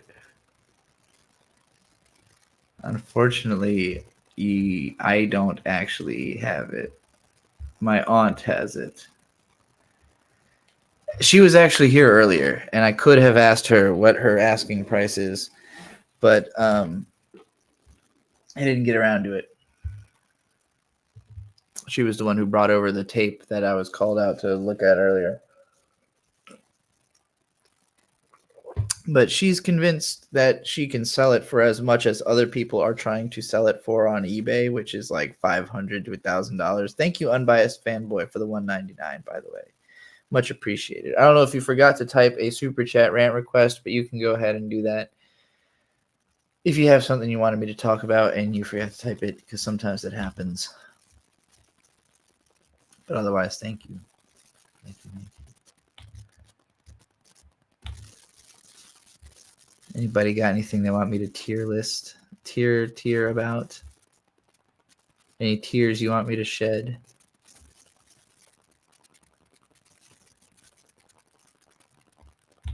See if Medicare's still streaming, I guess.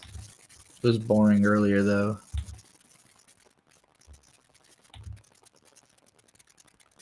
Nito Cure. Overreact. He's got 20 fucking thousand people watching. Shit, right? That's not something that paints a huge target on somebody in my eyes. Like the whole point of trolling is to piss people off. If they get pissed off, you succeeded. So you know, if he was getting trolled and got pissed off, sounds like You asked for nothing. But that's the end result they're looking for. Is Bless up. Good They man. overreact. So okay. But I mean, what about those two things makes him this huge lolcow that should be having people show up to his relatives' graves and pissed on him? That was one of Are you defending Eric July? You fucking dickless bitch. Because they overreact to trolling. They show up. I don't know. But while this is going on, between all these different parties that are invested in it. Nick Rekieta is supposed to have a friendly relationship with Eric July. But he starts making some snide comments. He starts saying shit like, I wish you a million sales. Okay. I typed a lot of heinous things into the chat. He's actually defending Eric July right now. With the people that are giving Eric shit until they have a showdown on his podcast. I gotta say, you mentioned that I never reached out to you. I don't have any DMs. The trolling is working. The trolling is truly working. I know he's doing this to make me mad because he just said so. He said if the trolling's making people mad, it's working. It's working. He's pretending to be on Eric July's team. He's pretending to be retarded. Mr. Medicare is trying to get a laugh out of us all, trying to make us all angry, trying to troll us all by pretending, once again, to be retarded.